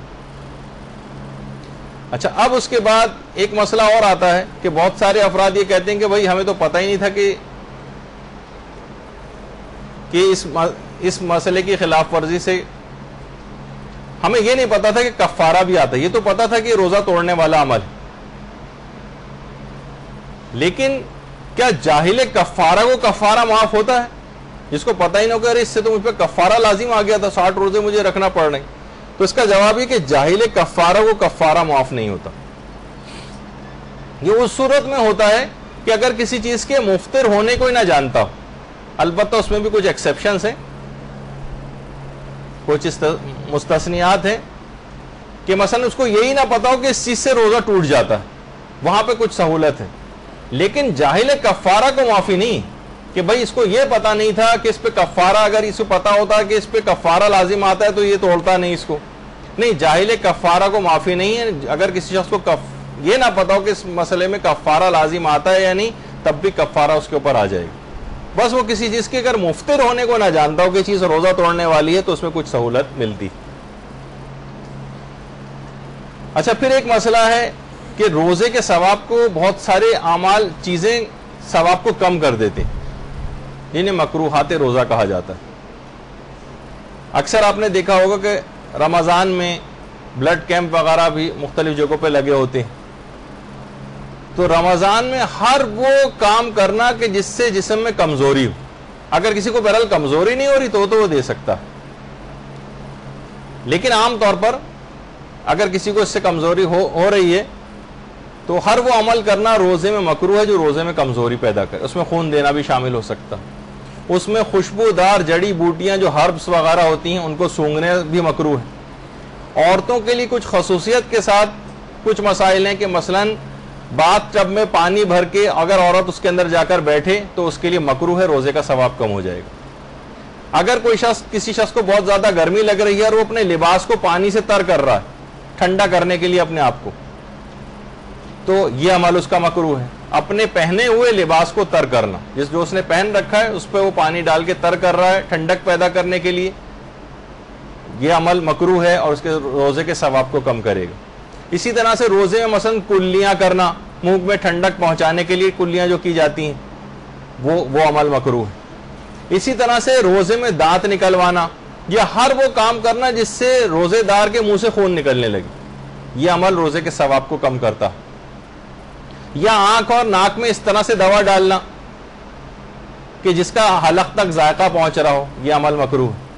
ہاں، اگر باقاعدہ، میں نے پچھلی دفعہ بھی بتایا تھا، ناک میں اس طرح سے ڈراپس جیسے عام طور پہ لیٹ کے ڈالے جاتے ہیں، جو ڈراپس کی شکل میں ہوتے ہیں وہ تو نہیں ڈالے جائیں، ہاں البتہ اسپرے کی شکل میں اس کی اجازت جو ہے وہ مل جاتی۔ تو بہرحال بہت ساری چیزیں ایسی ہیں، اور بھی بہت بڑی لسٹ ہے، توضیح مسائل میں آپ جا کر دیکھ سکتی ہیں کہ مکروہات روزہ کون کون سے، لیکن عام طور پر جو معاشرے کے اندر پیش آنے والے ہیں چیزیں ہیں ان میں اپنے ثواب کو کم نہ کیا جائے۔ اچھا، اب ایک چیز یہ بھی ہوتی ہے، اگر کوئی روزہ توڑنے کے بعد کئی دفعہ، اس میں عین کے بعد ہے بھی لگائی، کئی مرتبہ کھانا کھا لے، اس نے سوچا کہ اب روزہ تو ٹوٹ ہی گیا ہے، اس نے روزہ توڑ دیا تھا کھا پی کے، اب وہ لیکن دن میں کئی دفعہ کھانا کھا رہا ہے، 2-3 دفعہ اس نے کھانا کھا لیا ہے، کوئی چیز کھا لی، تو کیا اس کے کفارے بھی ڈبل ہوتے جائیں گے اس پر یا ایک ہی کفارہ رہے گا؟ تو اس کا جواب یہ ہے کہ ایک ہی کفارہ رہے گا. جتنی دفعہ متعدد بار کھانے سے کفارے بھی مقرر نہیں ہوتے، یعنی بار بار نہیں دینا پڑتا کہ جتنے دفعہ کھائے ہیں اتنے کفارے دینا پڑیں گے، یہ مسئلہ نہیں. بس روزہ اس کا ٹوٹ گیا، ایک روزے کے بدلے وہی 60 روزے یا 60 مسکینوں کو کھانا کھلانے والا مسئلہ وہ اپنی جگہ رہے گا، لیکن متعدد بار کھانے سے کفارے مقرر نہیں ہوتے. یہ بھی ایک دماغ میں لوگوں کے ایک سوال آتا ہے. اچھا، ایک سوال یہ بھی ہے کہ قضا روزے تو اگلے رمضان سے پہلے پہلے رکھ لینے چاہیے، کیا کفارے کے جو روزے ہیں یہ بھی اگلے رمضان سے پہلے رکھنے ضروری ہیں یا نہیں؟ لوگ سمجھتے ہیں کہ کفارے کے جو روزے ہیں وہ بھی اگلے رمضان سے پہلے ہمارے لیے رکھنا ضروری ہے. تو جواب ہے کہ نہیں، کفارے کے روزے کا یہ مسئلہ نہیں ہے کہ اگلے رمضان سے پہلے پہلے آپ رکھیں، اس کے آنے والے آئندہ سالوں میں بھی کفاروں کے روزے آپ رکھ سکتی ہیں، اور اس میں نہ کوئی الگ سے کوئی کفارہ تاخیر کا مسئلہ آئے گا نہ کوئی اور مسئلہ. ہاں، رمضان کا ایک ایک قضا روزہ وہ تو اگلے رمضان سے پہلے رکھ لینا ہے، ورنہ کفارہ تاخیر ہوتا ہے. لیکن جو ایک روزے کے بدلے 60 روزے رکھنے، یہ اگلے رمضان سے پہلے رکھنا لازمی نہیں. اس کو آئندہ آنے والے سالوں میں ٹالا جا سکتا ہے، البتہ اس میں سستی وغیرہ نہ کی جائے، ورنہ یہ پھر بڑھتے ہی چلے جاتے ہیں اور ہزاروں اور لاکھوں کی تعداد میں بعض اوقات بہت سے لوگوں کے پہنچ جاتے ہیں، اور پھر وہ دماغ میں تصور نہیں. جیسے پچھلی دفعہ بھی میں نے کہا تھا کہ پھر اتنی حیثیت نہیں ہو پاتی، نہ 60 روزے رکھ سکتے ہیں نہ 60 مسکینوں کو کھانا کھلا سکتے ہیں. تو میں نے کہا، یہ بھی کہا تھا پچھلی دفعہ کہ جب اتنے آپ کمزور اور ضعیف ہیں تو اللہ میں سے ٹکر لینے کی پھر کیا ضرورت تھی. تو بہرحال وہ اپنی جگہ مسئلہ ہے. اچھا، اب ایک مسئلہ پچھلی دفعہ یہ بھی بیان ہوا تھا کہ کفاروں میں ہمیں 60 کھوپڑیاں تلاش کرنی پڑتی ہیں دینے کے لیے، یہ سمجھانے کے لیے تاکہ آپ کے دماغ میں نقش ہو جائے. یعنی 60 افراد تلاش کرنا پڑتے ہیں جن کو ہم رمضان کے کفارے دیں. میں نے کہا تھا کہ 15 افراد کو 4 دفعہ ہم 4 کفارے نہیں دے سکتے کہ 15 کو 4 سے ملٹیپلائی کریں گے تو 60 ہو جائیں گے. 60 کا عدد ہونا چاہیے. اچھا، یہ تو ایک روزے کے بدلے 60 ہو گئے. کیا مثلا ایک روزے کا ہم نے تو کئی روزے قضا کیے تھے اس طرح سے، کئی روزے توڑے تھے مثلا اس طرح سے، تو ہر روزے کے بدلے ہمیں 60 کے لیے کیا اگلے 60 آدمی تلاش کرنے پڑیں گے، یا انہی جو ایک روزے کے 60 ہم نے تلاش کر لیے تھے افراد اگلے روزے کا کفارہ بھی انہی 60 کو دے سکتے ہیں؟ تو جواب ہے کہ جی ہاں، یہ آپ کو بس ایک ہی دفعہ 60 کا عدد تلاش کرنا ہے، ہر روزے کے بدلے الگ الگ 60 آدمیوں کو نہیں تلاش کرنا. اب اگلے روزے کا کفارہ پھر انہی 60 کو دے سکتے ہیں، تیسرے روزے کا کفارہ وہ بھی انہی 60 کو دے سکتے ہیں، چوتھے روزے کا کفارہ وہ بھی انہی 60 کو دے سکتے ہیں. ہاں، البتہ یہ عدد کم نہیں ہونا چاہیے، وہ تو اپنی جگہ پہ بات آ گئی تھی. اچھا، پھر اس کے بعد ایک مسئلہ ہے کہ باپ کے انتقال کے بعد بڑے بیٹے پر باپ کے نماز اور روزوں کی قضا کرنا ضروری ہوتا ہے. یہ ایک فقہی مسئلہ ہے جو اس سے پہلے بھی کئی دفعہ بیان ہو چکا ہے.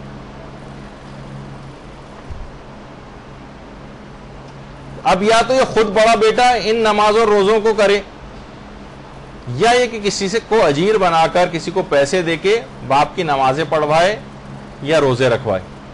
البتہ عقل سیستانی کے تحت بڑے بیٹے کو ایک سہولت اور بھی، یعنی اگر وہ خود سے باپ کے قضا روزے رکھنے کی ہمت نہیں، وہ کہہ رہا میرے اپنے اوپر اتنے زیادہ قضا روزے میرے اپنے باقی ہیں کہ ابا مرحوم کے میں کہاں تک رکھوں. دیکھیے، اتنے بعض اوقات اتنے زیادہ روزے بھی ہو جاتے ہیں پوری پوری زندگی. والد محترم نے کسی کے مثلا روزے نہیں رکھے، اب بڑا بیٹا تو پریشان ہو جائے گا. جیسے ہمارے استاد محترم بھی کہا کرتے تھے کہ اگر کوئی شخص پاگل ہے بڑا بیٹا تو اس پر تو باپ کے قضا روزے نہیں، ظاہر ہے کہ پاگل ہے، لیکن اگر وہ پاگل پنے سے صحیح ہو جاتا ہے تو اس پر صحیح ہونے کے بعد پھر باپ کے قضا روزے آ جائیں گے. لیکن جیسے ہی وہ سنے کہ ابا کے 60 سال کے نماز اور روزے کر رہے ہیں، وہ پھر پاگل ہو جائے دوبارہ سنتے ہی، تو پھر دوبارہ سے اس کے اوپر وہ چیزیں معاف ہو جاتی. تو ایک بہرحال مذاق کی بات تھی، لیکن واقعی پاگل تو آدمی ہو جاتا ہے. کتنے ابا کے جو ہے 60 سال کے ایک دینی تعلیم تھے بھی، اپنے والد سے انہوں نے کہا تھا کہ اب والد محترم آپ یہ روزے خود رکھ لیجئے، ہمارے لیے اپنے روزے رکھنا اتنا مشکل ہے کہ ہم کہاں آپ کے بعد جو ہے آپ کے لیے روزے رکھتے پھریں گے. بہرحال اگر اچھے طریقے سے سمجھایا جائے والدین کو تو بات سمجھ میں بھی آ سکتی. تو اب ایک سہولت ہے، یہ اب 60 روزے کے کفارے کے تو نہیں، ابھی خیر اس کا بھی مسئلہ آئے گا، لیکن باپ کے خود 60 سال کے مثلا نماز اور روزے، نمازوں میں تو کا مسئلہ بھی نہیں بیان کر رہا ہوں، روزوں کے سلسلے میں اگر آقا سیستانی کا مقلد ہے بڑا بیٹا تو اس کو ایک سہولت، وہ سہولت یہ کہ ہر دن کے بدلے جو باپ نے روزہ قضا کیا ہے، ہر دن کے بدلے، ہر روز کے بدلے ایک مد فقیر کو دے، یعنی تین پاؤ آٹا کسی بھی فقیر کو ایک روزے کے بدلے باپ کا فی روزہ 3 پاؤ آٹا اس طرح سے کر کے سمجھیں کہ تقریباً 25-30 کلو ایک سال کا اس نے دے دیا، تو باپ کے 1 سال کے روزے ادا ہو گئے اس پر سے، یعنی باپ پھر اس کو خود سے روزے رکھنے کی کسی سے رکھوانے کی ضرورت نہیں، بہت سستے میں چھوٹ جائے گا، یعنی آقا سیستانی کے مقلد بڑے بیٹے کو فقط یہ سہولت۔ لیکن جو اور مجتہدین ہیں وہ یہ فرماتے ہیں کہ نہیں، یا تو وہ باپ کے قضا روزے خود رکھے یا کسی اور سے رکھوائے، یہ تیسری والی سہولت اکثر علماء اس کی اجازت نہیں دیتے، یہ صرف آقا سیستانی کے لحاظ سے ایک سہولت۔ اچھا، اب ایک مسئلہ یہ ہے کہ اگر باپ پر رمضان کے علاوہ بھی کچھ روزے واجب تھے، تو آپ نے سنا باپ کے رمضان کے روزے تو بڑے بیٹے کو کرنے ہیں ادا یا کروانے ہیں کسی کے ذریعے، لیکن باپ پر رمضان کے علاوہ بھی کچھ روزے واجب تھے، مثلا باپ نے منت مان رکھی تھی کہ میں اتنے روزے رکھوں گا، باپ نے منت کے ذریعے اپنے اوپر روزے واجب کر رکھے تھے، باپ جو ہے وہ اجارے کے اوپر روزے رکھا کرتا تھا، مثلا اپنے روزے نہیں رکھے، وہ پچھلی دفعہ آپ نے سنا تھا جس پر اپنا قضا روزہ باقی ہو وہ اجارے پہ بھی روزے رکھ سکتا ہے اجارے پر روزے، تو باپ نے کچھ اجارے پر پیسے لے لیے تھے اور استعمال کر لیے تھے، اب جو ہے وہ باپ کا انتقال ہو گیا، تو کیا بڑے بیٹے پر باپ کے کفاروں کے روزے ہیں، باپ نے کوئی نظر مانی تھی اس کے روزے ہیں، یا باپ نے اجیر بن کے کچھ پیسے لوگوں سے لے لیے تھے کہ میں روزے رکھوں گا اور باپ کا انتقال ہو گیا، تو بڑے بیٹے پر کیا ان روزوں کی ادائیگی بھی ضروری؟ تو جواب ہے کہ جی نہیں، بڑے بیٹے پر صرف رمضان کے روزوں کی ادائیگی ضروری ہوتی، صرف رمضان کی، باقی باپ پر کچھ اور واجب روزے ہی کیوں نہ ہو، جیسے کفارے کے روزے، جیسے نظر قسم و عہد کے ذریعے کوئی روزہ اس نے اپنے اوپر واجب کیا یا اجیر بن کر کسی مرحوم کی طرف سے اس کو روزے رکھنے تھے، تو وہ روزے بڑے بیٹے کو ادا کروانے واجب نہیں۔ پھر ایک مسئلہ پیش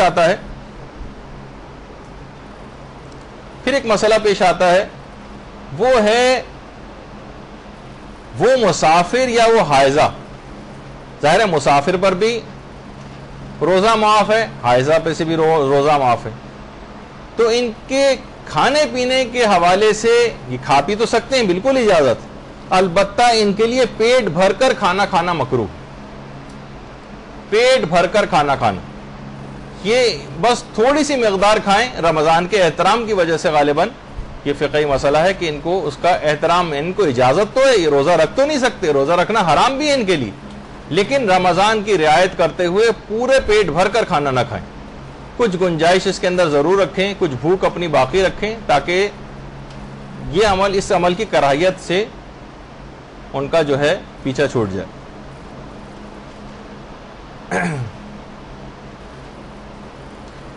اچھا، اب ایک مسئلہ حاملہ اور مرضیہ، اچھا یہ مرضی یہاں پہ اسپیلنگ مسٹیک ہو گئی ہے، رضاعت والی جو دودھ پلانے والی عورت ہے یا جو حاملہ ہے،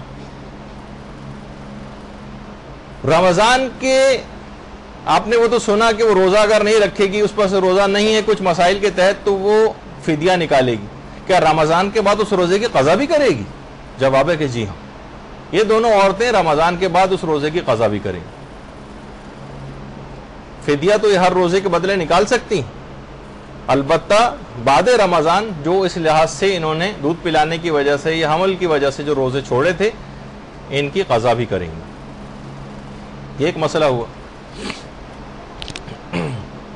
اچھا، ایک مسئلہ اس میں یہ بھی ہوتا ہے کہ مستحب روزے کے لیے اولاد کو والدین کی اجازت کی تو ضرورت نہیں، سوائے اس کے کہ ان کے مستحب روزہ رکھنے سے والدین کو اذیت پہنچ رہی ہے، اگر اذیت پہنچ رہی ہے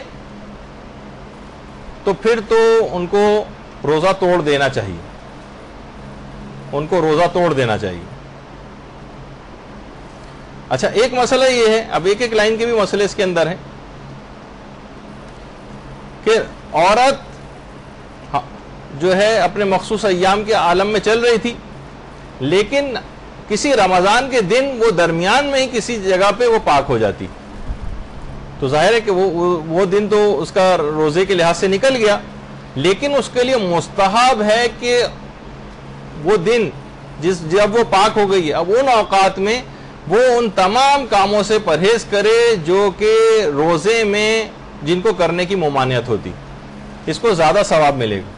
مستحب ہے اس کے لیے کہ اگرچہ ظاہر ہے کہ وہ کھا پی رہی تھی اس سے پہلے، لیکن جیسے ہی وہ پاک ہو گئی اس کو پھر تقریباً روزے جیسی حالت میں اپنے آپ کو لے آئے، اس کے لیے ثواب میں واجب نہیں ہے، اس کے لیے کھا پی بھی سکتی ہے اور سب امور انجام دے سکتی ہے پاک ہونے کے بعد، لیکن بہرحال یہ کہ رمضان کے احترام کی وجہ سے بھی کہ مستحب ہے اس کے لیے کہ اپنے آپ کو ان تمام چیزوں سے بچائے کہ جو کہ روزے کے برخلاف جاتی ہیں، روزے میں جن کو امور کو انجام دینے کی اجازت نہیں ہے، ان تمام چیزوں سے اپنے آپ کو بچائے۔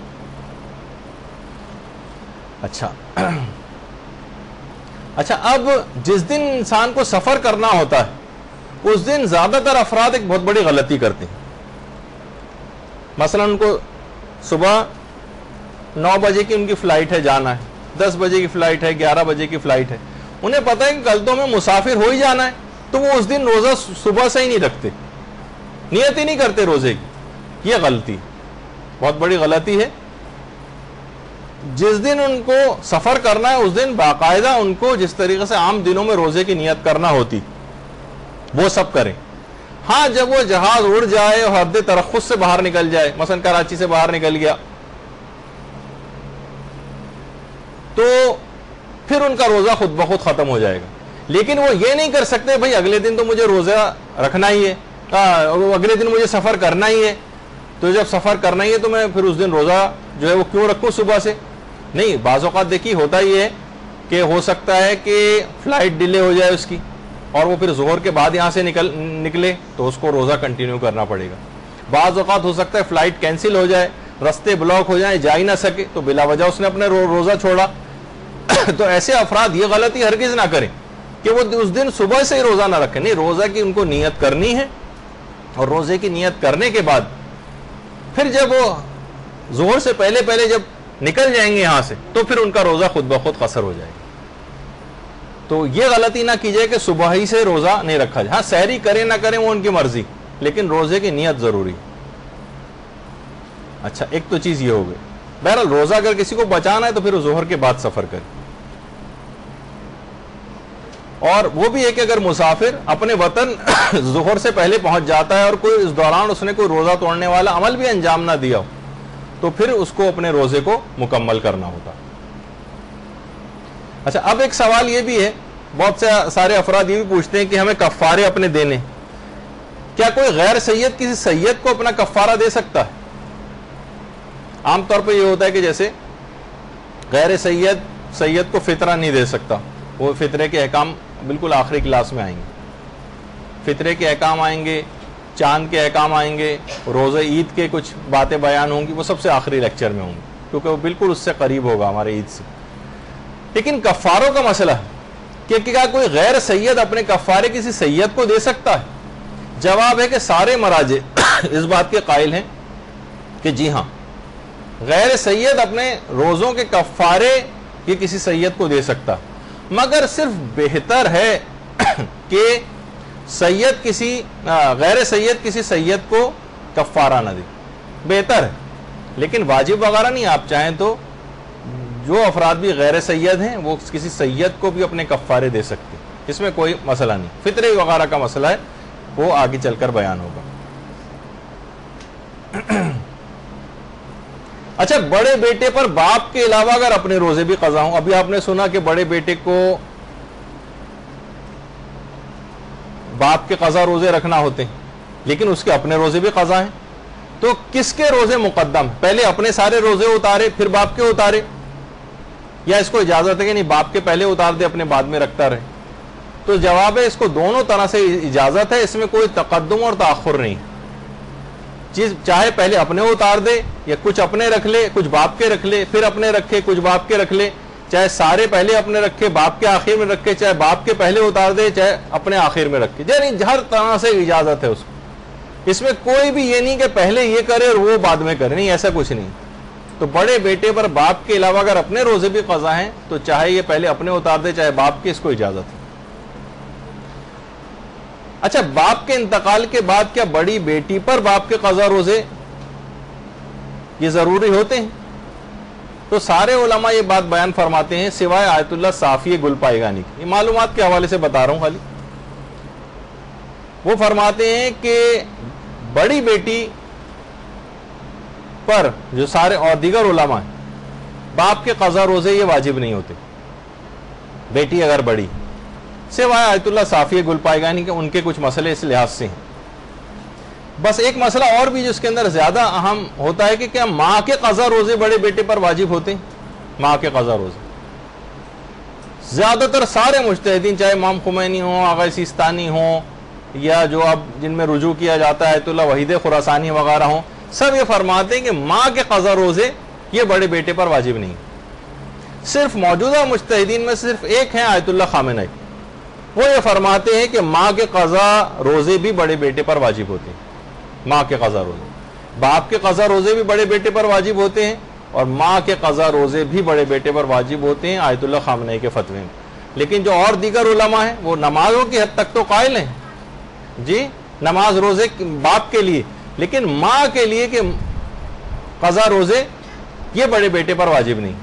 اچھا، اس میں کوئی ماں کا خدا نخواستہ توہین نہیں ہے کہ ماں کو کوئی اہمیت پروردگار نے نہیں دی، بلکہ علماء کہتے ہیں کہ یہ بیٹوں کی ثوابدید کے اوپر چھوڑا ہے تاکہ ان کا ایک امتحان بھی ہو جائے، اور واقعی یہ دیکھیں وہاں تو باپ کے لیے تو ڈنڈے کا استعمال کیا جا رہا ہے کہ نہیں ورنہ تمہیں جو ہے عذاب بھگتنا پڑے گا۔ بڑے بیٹے پر الگ سے مستقل یہ واجب ہے کہ وہ باپ کے قضا روزے اور قضا نمازیں انجام دے، لیکن ماں کا مسئلہ اس کی اپنی ثوابدید کے اوپر چھوڑا کہ اگر تمہیں دیکھا جائے کہ تم میں کتنی ماں کی محبت پائی جاتی کہ تم یہ کام جو بغیر کسی ڈنڈے کے زور پہ خود ہی انجام دو، پروردگار یہ والا تقاضا کر رہا ہے، تو ایک لحاظ سے اس میں کوئی توہین والا پہلو نہیں بلکہ ایک دوسرے پہلو کو بھی مد نظر رکھنا چاہیے۔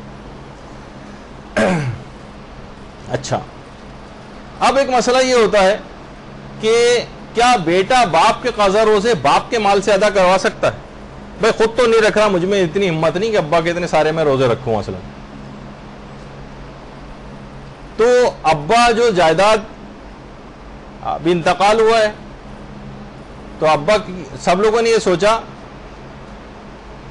سب لوگوں نے تو نہیں لیکن کچھ افراد نے سوچا کہ بھائی باپ کے مال سے ادا کر دیتے ہیں، تو دیکھیں باپ کے انتقال کے بعد میراث جو ہے وہ تقسیم ہوگی۔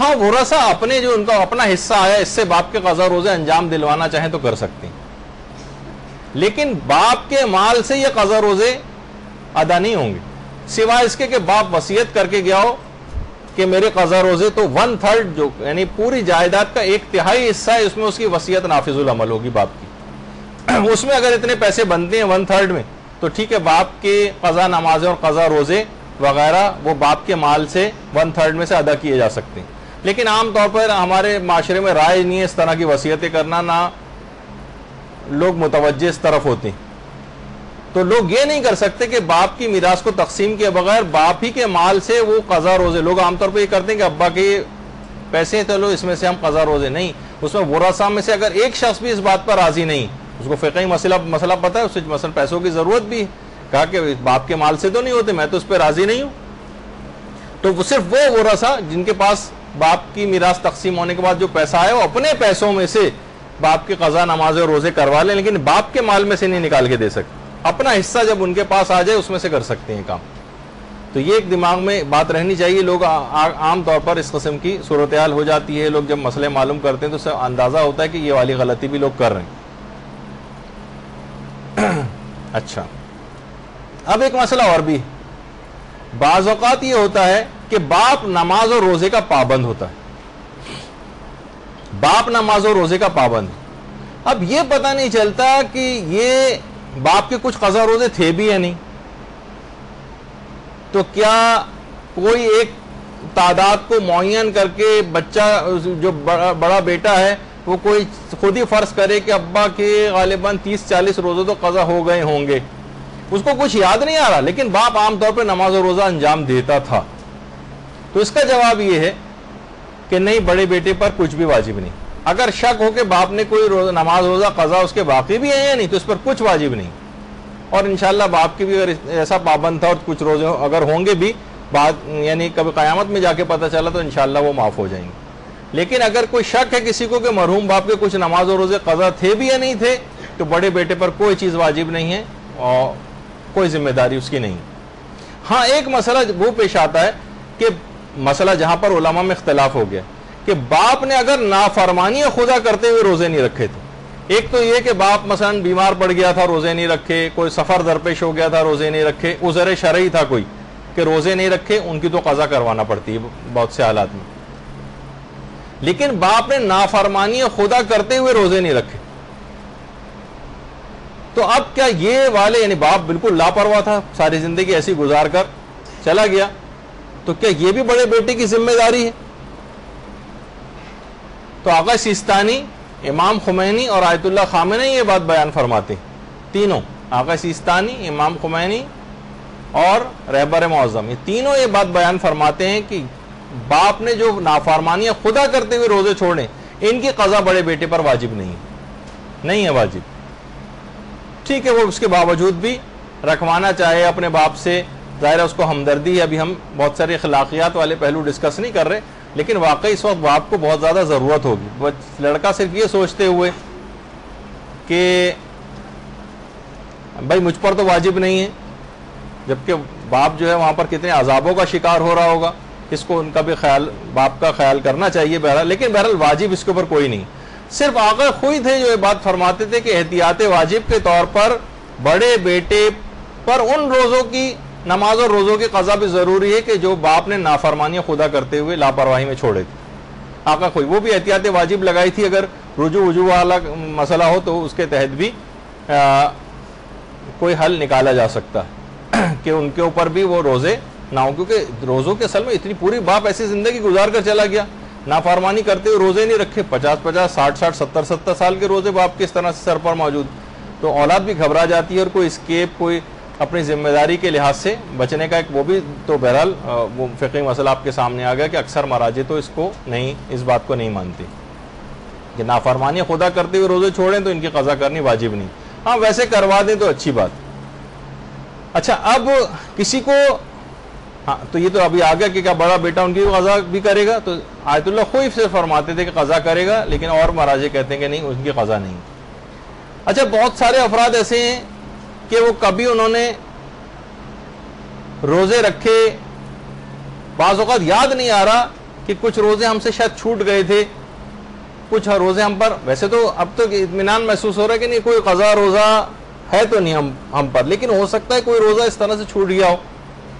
بہت ابتدائی جب ہم بلوغ میں جب بالغ ہوئے تھے اس زمانے کو کوئی روزہ ہم سے لاپرواہی کی وجہ سے چھوٹ گیا ہو، تو کیا معافی الذمہ کی نیت سے قضا روزے رکھے جاتے ہیں کہ جو بھی ہم پر روزہ باقی ہو وہ اتر جائے؟ تو جواب ہے کہ جی ہاں، معافی الذمہ کی نیت سے بھی قضا روزے رکھے جا سکتے ہیں.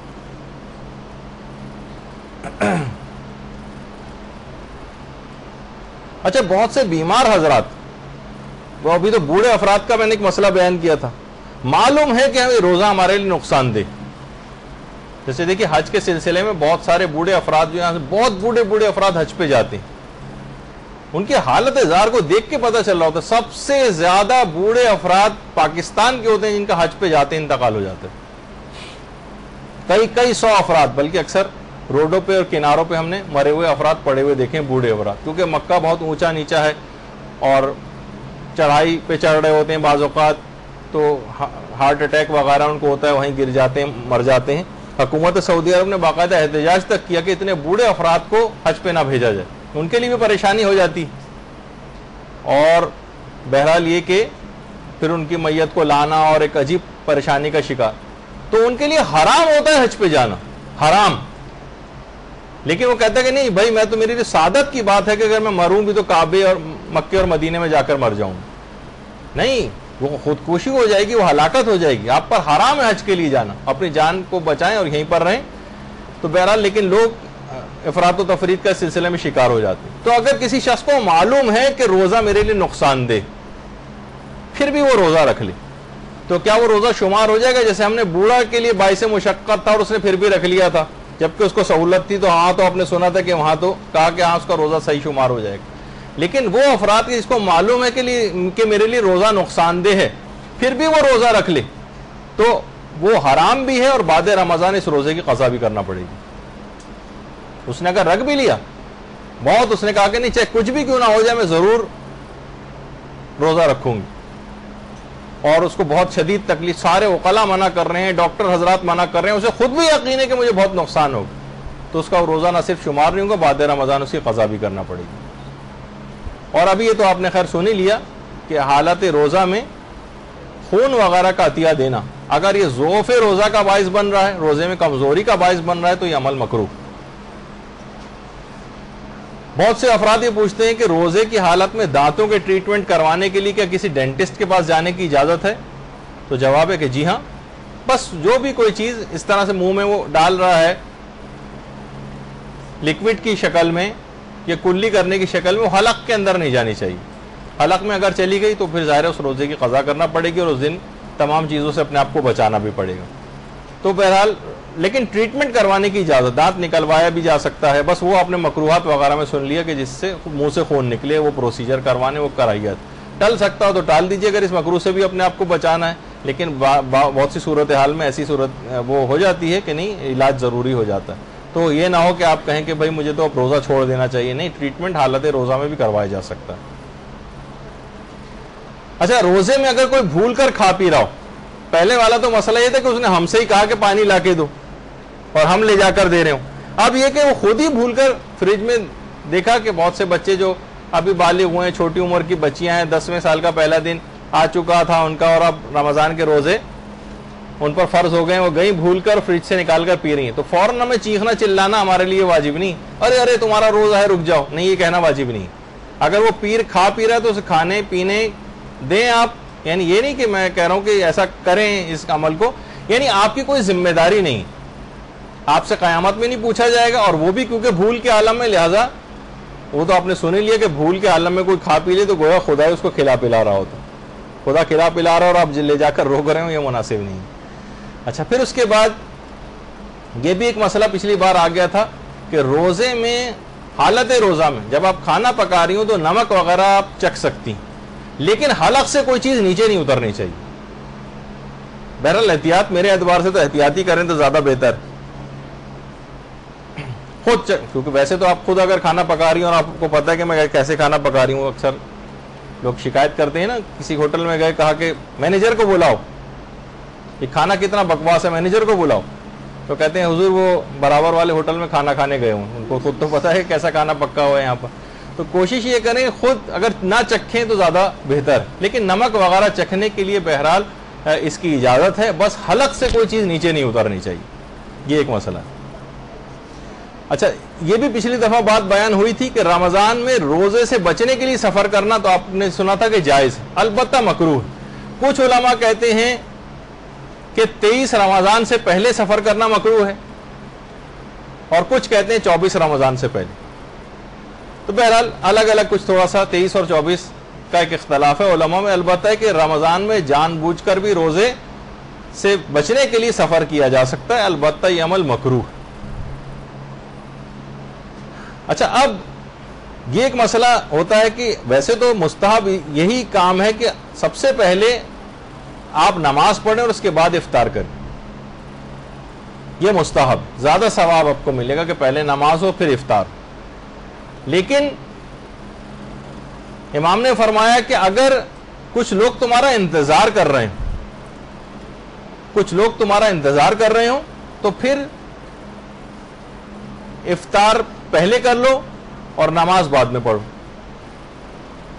تو بہرحال یہ ایک دماغ میں اس چیز رہے کہ اگر عام طور پہ ہوتا ہے یہ کچھ لوگ اگر کوئی انتظار کوئی نہیں کر رہا سب اپنا لگے ہوئے ہیں تو پھر تو آپ جو ہے پہلے نماز ہی پڑھیں پھر افطار کریں. لیکن کچھ لوگ آپ کی وجہ سے افطار پہ انتظار کر رہے ہیں آپ کا تو پھر آپ پہلے افطار کر لیں اس کے بعد جا کر نماز پڑھیں. جی ہاں مغرب عشاء دونوں. اچھا اسی طرح سے روزے کی حالت میں بہت سارے ٹیسٹ ایسے ہوتے ہیں کچھ تو بلڈ ٹیسٹ ہوتے ہیں وہ تو آپ نے پچھلی دفعہ سونے لیے تھے لیکن کچھ ٹیسٹ اور ایسے ہوتے ہیں جیسے اینڈوسکوپی. بہت سے السر کے مریضوں کو اپوائنٹمنٹ مل گیا. بہت سے لوگ بڑے پریشان ہوتے ہیں کہ اس میں منہ کے ذریعے کیمرہ اندر ڈالا جاتا ہے اور معدے وغیرہ کو دیکھا جاتا ہے. تو آپ نے دیکھا کہ منہ کے ذریعے کو کیمرہ اندر گیا اور معدے تک, تو ظاہر ایک ٹیوب سے ایک اندر جا رہی ہوتی ہے, تو کیا اس کو ظاہر حلق کے ذریعے ہی نیچے اتارا جائے گا اس کو؟ تو کیا آپ کو یہ عمل یعنی یہ والی انویسٹیگیشن کروانے سے روزہ ٹوٹتا ہے کیا؟ تو اس کا جواب ہے کہ اس سے روزہ تو نہیں ٹوٹتا, اس سے روزہ تو نہیں ٹوٹے گا اینڈوسکوپی وغیرہ کروانے سے, سوائے اس کے کہ جو ٹیوب اندر ڈالی جا رہی ہے اس کے اوپر کوئی لوبریکنٹ ایسا لگا دیا جائے, کوئی چکنی چیز جس سے وہ آرام سے وہ سلپری ہو جائے اور وہ آرام سے اندر جو چلی جائے.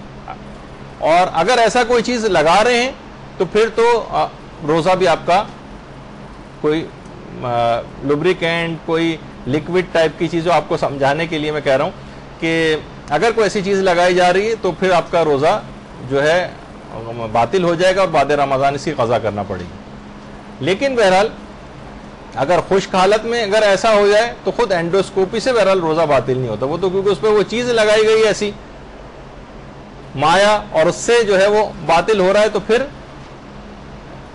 وہ اس کا ایک مسئلہ جو ہے وہ آپ نے سن لیا کہ بعد رمضان پھر اس کی قضا کرنی پڑے گی.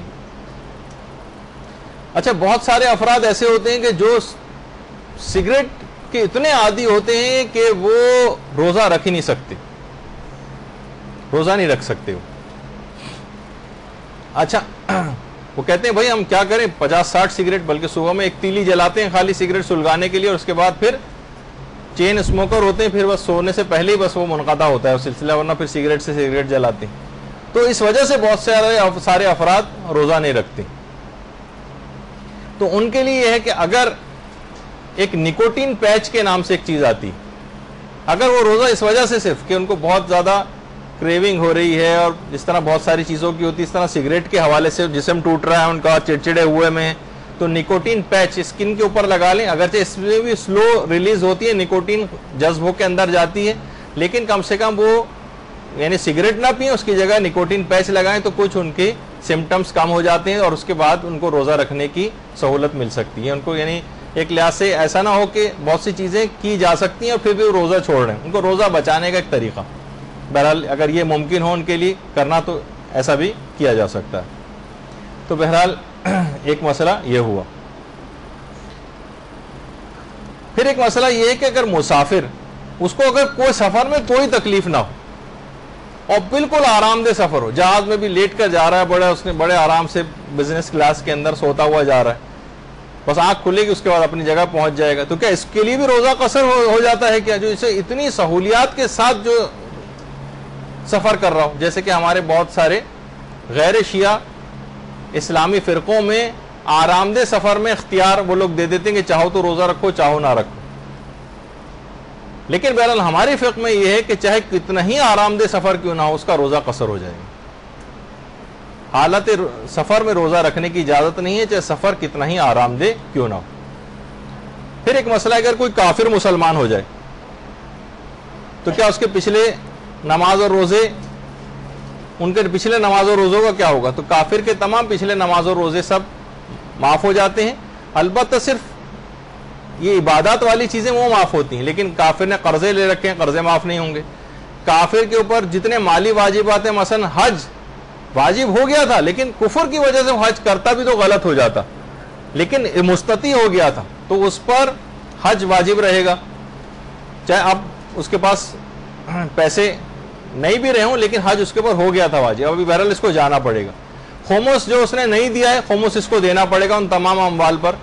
تو عام طور پہ یہ ہوتا ہے کہ بھئی کافر مسلمانوں کے ہر طرح کی اس کو چھوٹ مل گئی, نہیں, صرف نماز روزے کے اعتبار سے اس کو چھوٹ ملی ہے, اور قرضے یا حج یا خمس یا مالی واجبات کے اعتبار سے چھوٹ نہیں. کوئی غیر شیعہ اگر شیعہ ہو جائے تو پچھلی نماز روزوں کا کیا ہوگا؟ وہ تمام پچھلی نمازیں جو اس نے اپنی پچھلی فقہ کے مطابق, غیر شیعہ فقہ کے مطابق صحیح انجام دی تھی, ان کو صحیح سمجھا جائے گا, اور جو اپنی فقہ کے تحت ہی اس نے غلط انجام دی تھی, جس زمانے میں غیر شیعہ فقہ کو فالو کرتا تھا, وہ روزے نہیں رکھ رہا تھا, نمازیں نہیں پڑھ رہا تھا, یا ان کے مسائل کے تحت بھی باطل ہو رہی تھی اس کی نماز اور اس کا روزہ, تو پھر ان نماز اور روزوں کی بس اس کو قضا کرنا پڑے گی. لیکن وہ نمازیں اور روزے جو اس نے اپنی فقہ کے تحت صحیح انجام دیے تھے, ان کی قضا کرنی ضروری نہیں. اچھا اگر کوئی شخص مجبوری میں روزہ توڑ دے تو کیا کفارہ بھی اس کو ادا کرنا ہوتا ہے؟ جواب ہے کفارہ نہیں ادا کرنا ہوتا، صرف قضا کرنا ہوتی۔ جلدی جلدی اب آگے بڑھتے ہیں۔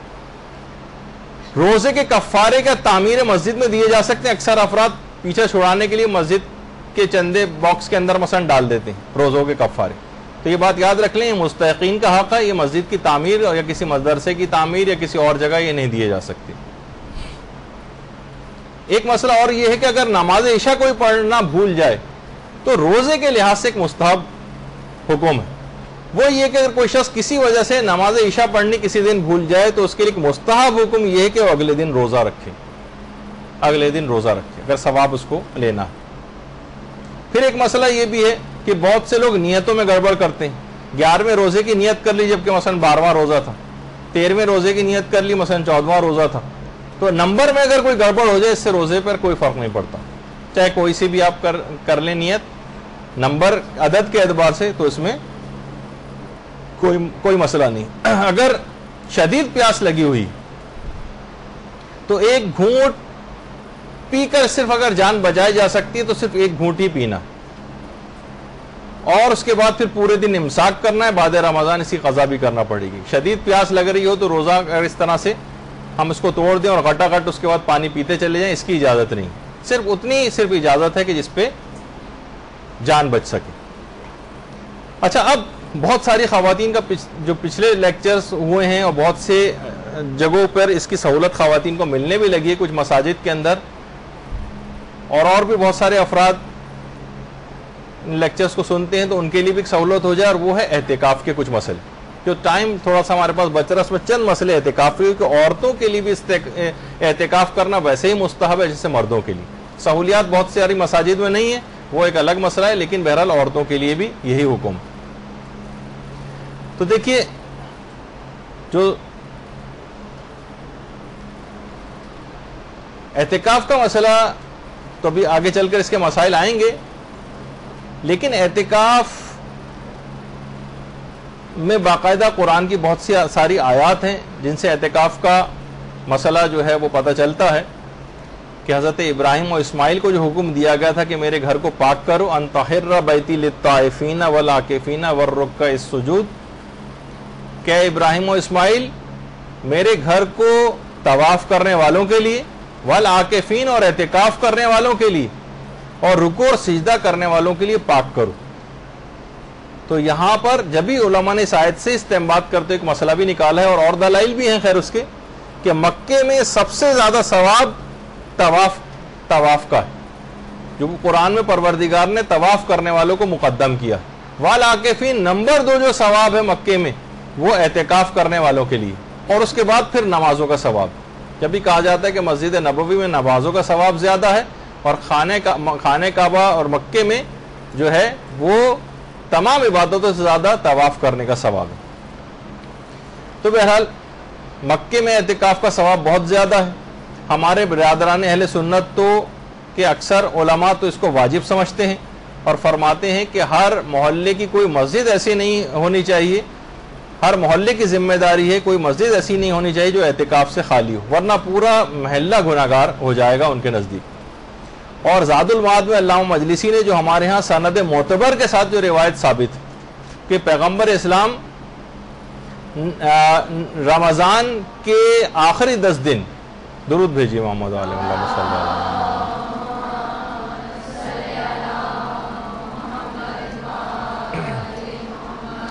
جو روایت ہے پیغمبر اسلام سے اس کے مطابق رمضان کے آخری 10 دن اعتکاف میں بیٹھنا 2 حج اور 2 عمروں کا ثواب دلواتا ہے، اور یہ معتبر سند کے ساتھ جس کو تمام علماء نے مانا۔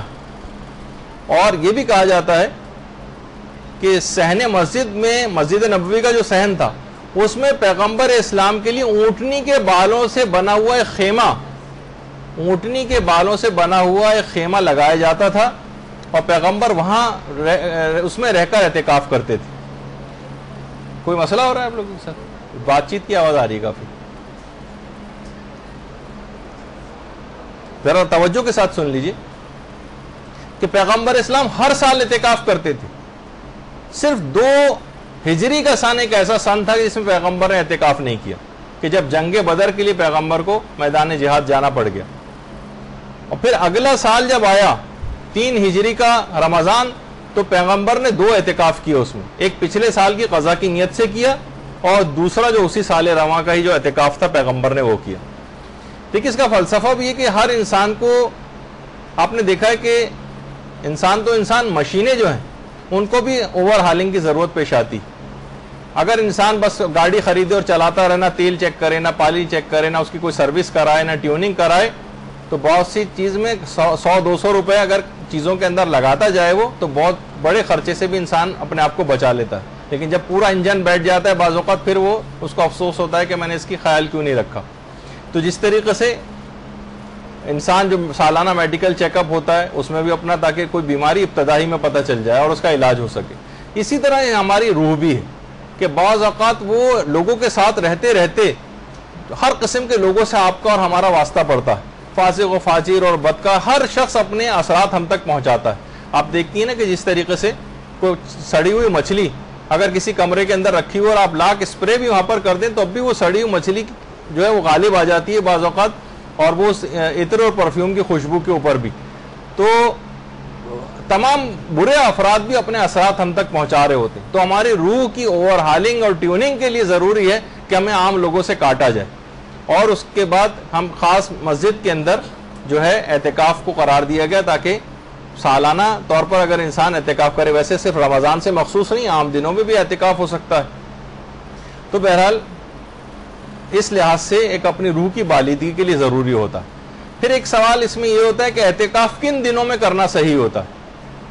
تو یہ بات یاد رکھ لیجیے کہ ہر اس دن اعتکاف کرنا صحیح ہے کہ جس میں روزہ رکھنا صحیح.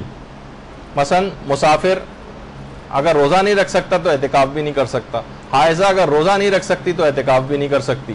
ہر اس دن جس دن روزہ رکھنا صحیح ہو اس میں ان دنوں میں اعتکاف کرنا صحیح. کم سے کم اعتکاف کتنے دنوں کا ہوتا ہے؟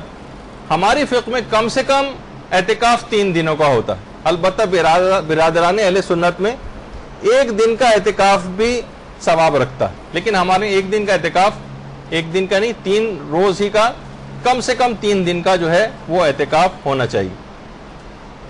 اور زیادہ سے زیادہ پھر 6 دن کا بھی ہو سکتا ہے اور 9 دن کا بھی ہو سکتا ہے اور 12 دن کا بھی ہو سکتا ہے، اس کی اجازت ہے.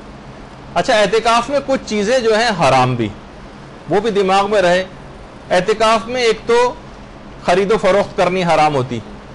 مثلا کوئی دوا خریدنا ہے، کوئی کھانا پینا خریدنا ہے، پان، چھالیا، سگریٹ، چائے، ہم نے پیسے دی کہ جاؤ، وکیل بنا کر نہیں، بعض اوقات خود خریدنے کا یہ مسئلہ ہوتا ہے. تو بہت سے لوگ وہاں چیزیں بیچنے بھی آ جاتے ہیں مساجد میں، اس میں معتکفین جو ہوتے ہیں بہت سی چیزیں خریدتے ہیں. خرید و فروخت سے بھی اعتکاف باطل ہو جاتا ہے. تو سوائے اس کے کوئی مجبوری ہو جائے، کھانا کوئی، اول تو یہ خیالی مسئلے ہو جائیں گے، ورنہ کھانے وغیرہ کا تمام مساجد کے اندر انتظام ہو جاتا ہے. مجبوری ہو تو خرید و فروخت ہو سکتی ہے، مجبوری ہو تو نہیں ہو سکتی. مثلا کوئی کاروباری افراد مسجد میں بیٹھے ہیں، اعتکاف میں 3 دن تک بیٹھے ہیں اور آپس میں باتیں کر رہے ہیں، ہر طرح کی باتیں کر سکتے ہیں. اب انہوں نے کہا کہ ٹھیک ہے میں نے اپنا کرائے پہ مکان آپ کو دیا، آپس میں طے ہو گیا، یہ غلط ہے. کوئی کاروباری ایگریمنٹ انہوں نے بیٹھے بیٹھے وہاں پر کر لیا. خرید و فروخت اور اس طرح کے تمام کاروباری ایگریمنٹس کی اعتکاف میں جائز نہیں ہوتے. اچھا، اسی طرح سے خوشبو جو ہے وہ حرام ہوتی ہے اعتکاف میں، بلکہ اس سے اعتکاف باطل بھی ہو جاتا ہے. اور جدال کرنا، اپنے کوئی بحث و تخمیز بہت ہونے لگتی ہے. اکثر اعتکاف میں بحث و مباحثہ ہو رہا ہے، لوگ ظاہر ایک ساتھ اتنے سارے مذہبی افراد جمع ہیں تو چاہے کسی مذہبی بات پہ کوئی فخر و مباحث کیوں نہ کرنا شروع کر دے، یعنی اس طرح سے جدال کرے جس میں اپنی بڑائی اور اپنا فخر کا اظہار کرے اس کے اندر، تو اس سے بھی اعتکاف غلط ہو جاتا ہے. تو بہت سارے اعتکاف کے جو مسئلے ہیں وہ حج کے مسئلوں سے بہت ملتے جلتے ہیں. کہا جاتا ہے کہ اگر اعتکاف کو انلارج کیا جائے تو حج بن جاتا ہے، اور حج کو مائکرو کر دیا جائے تو اعتکاف بن جاتا ہے. بہت اتنے مسائل کے اندر مماثلت ہے آپس میں. تو ہر افراد، ایسے تمام افراد کو کہ جو اعتکاف کر رہے ہیں، اس میں خاص طور پر ایک مسئلہ خواتین کے لحاظ سے ہوتا ہے کہ اعتکاف کے لیے شادی شدہ خواتین کو اپنے شوہروں کی اجازت لینا ہے یا نہیں لینا ہے.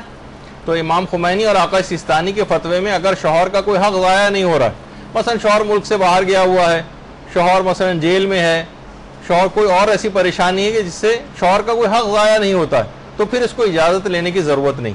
البتہ صرف آقا خود یہ فرماتے تھے کہ احتیاط واجب ہے کہ بیویاں اعتکاف کے لیے اپنے شوہروں سے اجازت لیں. یہ ایک اپنی جگہ پر ایک مسئلہ آتا ہے. پھر ابھی آپ نے سنا کہ اعتکاف کم سے کم 3 دن کا ہونا چاہیے. تو یہاں دن سے کیا مراد؟ دیکھیں دن ہمارے یہاں دن جو کہا جاتا ہے تو 72 گھنٹے کا 24 گھنٹے کا ایک دن ہوتا ہے, اس کا مطلب ہے کہ 72 گھنٹے. تو ہمارے یہاں کیونکہ دن اردو میں صرف دن ہی کہا جاتا ہے, لیکن عربی میں 2 الگ الفاظ ہیں. ایک تو ہے یوم, اس کو تو 24 گھنٹے کا دن جو کہا جاتا ہے یہ یوم ہوتا ہے, اور ایک ہوتا ہے نہار. یہ جو ڈے لائٹ والا جس میں سورج نکلا ہوتا ہے اس کو کہتے ہیں نہار. تو اعتکاف جو ہے وہ 3 نہاروں کا نام ہے. اچھا نہار اسی سے نہاری نکلا ہے, جو صبح کے وقت جو چیز کھائی جاتی ہے, اب تو خیر ہر وقت کھائی جاتی ہے, لیکن بہرحال اسی سے ہی یہ لفظ نکلا تھا. تو 3 نہار کا نام ہے اعتکاف. 3 نہاروں میں کیا جاتا ہے. اس میں 2 راتیں تو خود بخود ہی آ رہی ہیں ان کے درمیان. تو اس سے مراد 72 گھنٹے مسجد میں رہنا شمار نہیں ہوتا, بلکہ 3 نہار یعنی پہلا دن اور رات, دوسرا دن اور رات, اور تیسرے دن صرف غروب تک اس کو جو ہے وہاں پر رہنا ہے. تو 3 دن سے مراد یہ کہ ڈے لائٹ والا جو دن ہوتا ہے وہ اس سے مراد ہوتی.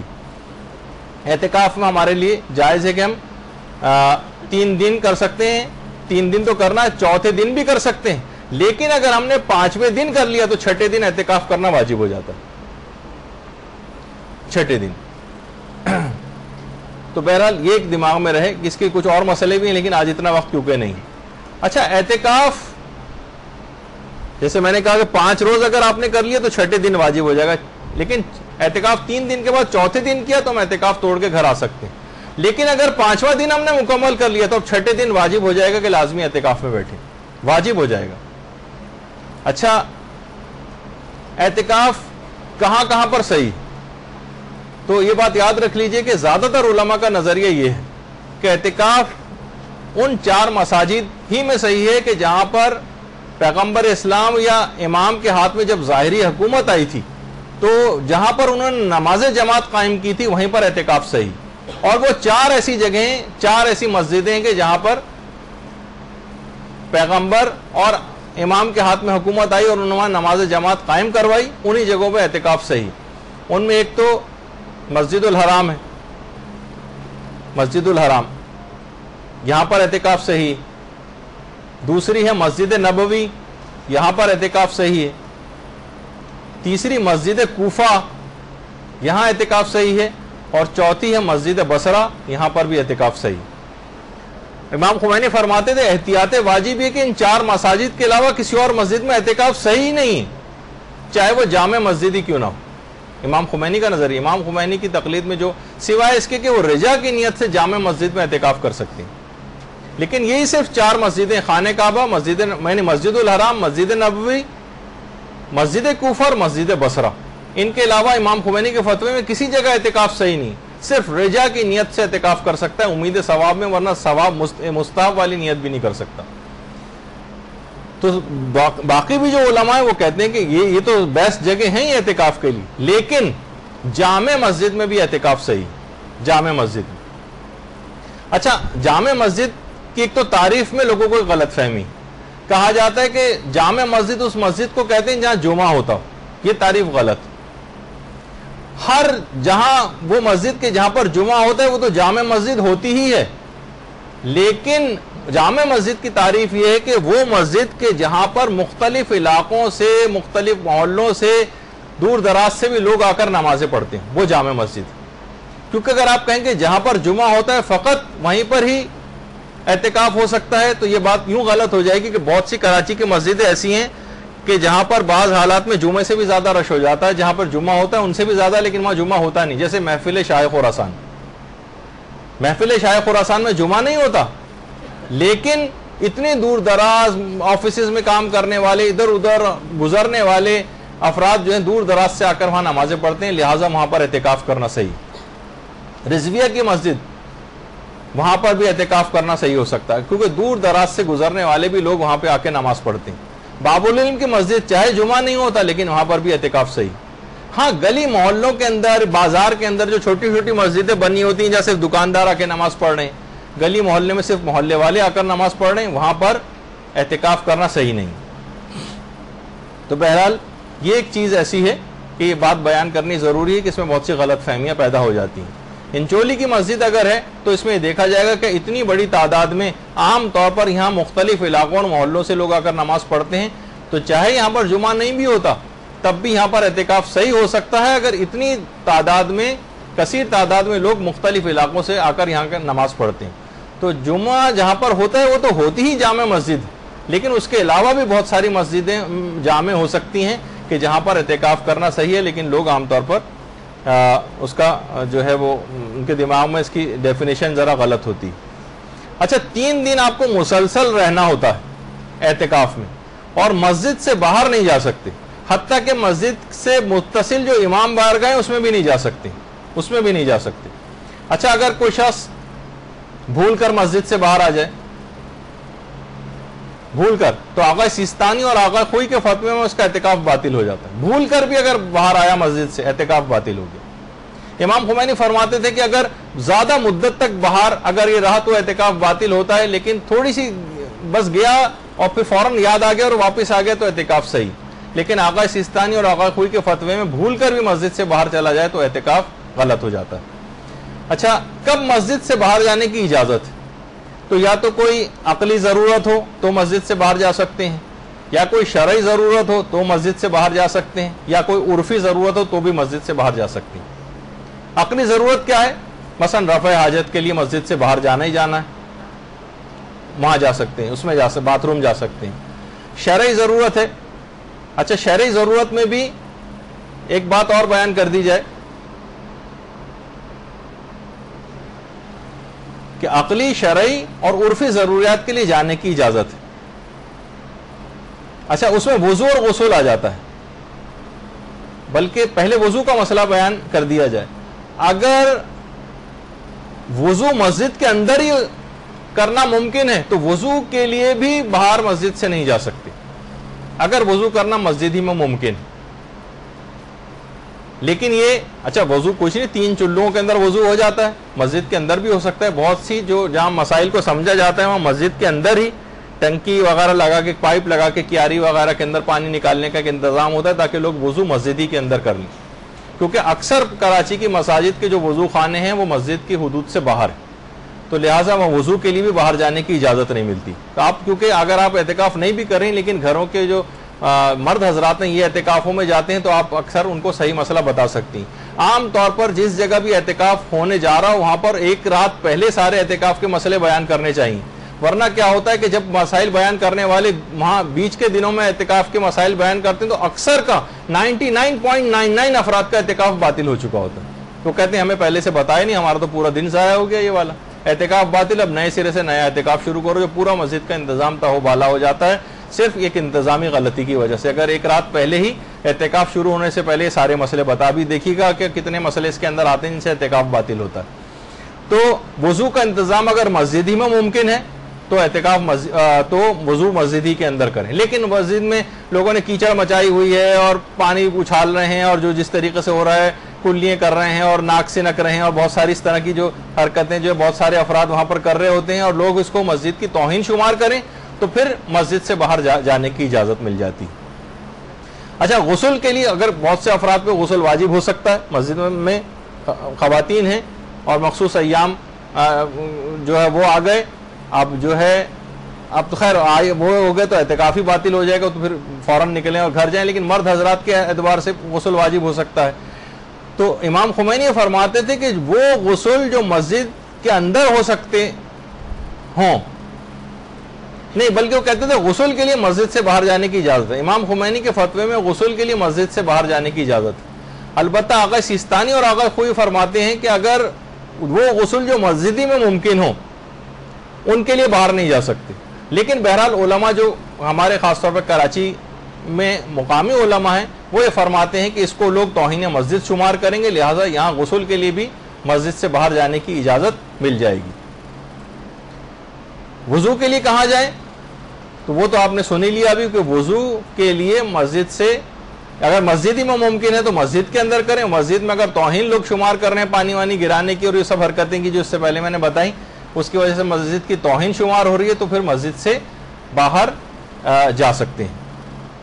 اچھا مسجد سے عام طور پر جتنے بھی وضو خانے ہوتے ہیں مساجد کے، یہ تو بہت بہترین وضو خانہ میں نے آپ کو دکھا دیا، لیکن یہ کہ عام طور پر یہ مسجد سے باہر ہوتے ہیں، تو اگر جانے کی اجازت مل بھی رہی ہے بالفرض تو آپ پھر جائیں اور فوراً 2 منٹ کے اندر جو وضو ہوتا ہے وہ کر کے آئیں۔ اگر ہم وہاں گئے، وہاں کوئی گروپ ڈسکشن چل رہا تھا وضو کرنے کے دوران جو اکثر وضو خانوں میں ہو رہا ہوتا ہے، ہم نے بھی اپنی رائے دینا شروع کر دی لوگوں سے اور احوال پوچھنے لگے اور سنائیے خیریت سے ہیں کیا ہیں، جاننے والے مل گئے، آپ کا اعتکاف باطل ہو جائے گا۔ صرف قدر ضرورت کے تحت جائیے اور 2 منٹ میں کرتے ہوئے بھاگتے ہوئے دوبارہ مسجد کے اندر آ جائیں۔ ایک تو یہ۔ اچھا ان ضروریات کے لیے کتنی دیر جو ہے وہ مسجد سے باہر رہ سکتے ہیں؟ دیکھیے آتے جاتے جو لوگ ہیں، مثلا باتھ روم جا رہے ہیں، جیسے رفع حاجت کے لیے جا رہے ہیں، تو رستے میں کھڑے ہو کر کسی سے بات چیت نہیں کر سکتے، ٹائم ضائع نہیں کر سکتے اس طرح سے۔ اور اگر غسل بھی کرنا ہے تو فقط 2 منٹ والا غسل کر کے آئیں، یہ نہیں کہ وہاں صابن لگا رہے ہیں اور شیمپو لگا رہے ہیں اور خوشبو لگا رہے ہیں اور ڈیوڈرنٹ وغیرہ استعمال کر رہے ہیں، اس میں ٹائم اول تو اس سے تو خوشبو سے اور ہو جائے گا، لیکن اس طرح کی کوئی بھی خوشبودار چیز کا استعمال، اس سے بھی اعتکاف باطل ہو جاتا ہے۔ لیکن اب بالفرض ہم ایسا انتظام کر کے لے گئے جس میں کوئی خوشبو نہیں بھی تھی، تب بھی صابن وغیرہ لگانا، اس میں ٹائم لگانا، یہ بھی آپ کے اعتکاف کو غلط کر سکتا ہے۔ تو عام طور پر مساجد کے باتھ روم اس طرح کے تو ہوتے نہیں، ہمارے ہاں جو مساجد کے باتھ روم ہوتے ہیں اس کے اندر تو زیادہ دیر ٹھہرنا ممکن بھی نہیں ہوتا، اور بہت سے تو اگر میں دکھاؤں آپ کو تو آپ حیران و پریشان رہ جائیں، اس طرح کے باتھ رومس وغیرہ بھی ہوتے ہیں۔ تو وہاں تو یہ عام طور پر یہ لوگ یہ سمجھتے ہیں کہ یہ جو اس طرح کے مقامات ہوتے ہیں بیت الخلاء میں جتنا بھی گندا کیا جائے، کیونکہ گندگی کرنے کی جگہ ہوتی ہے تو انہیں گندا ہی رکھا جائے، گھر کا یا مساجد کا پارٹ اس کو سمجھا ہی نہیں جاتا۔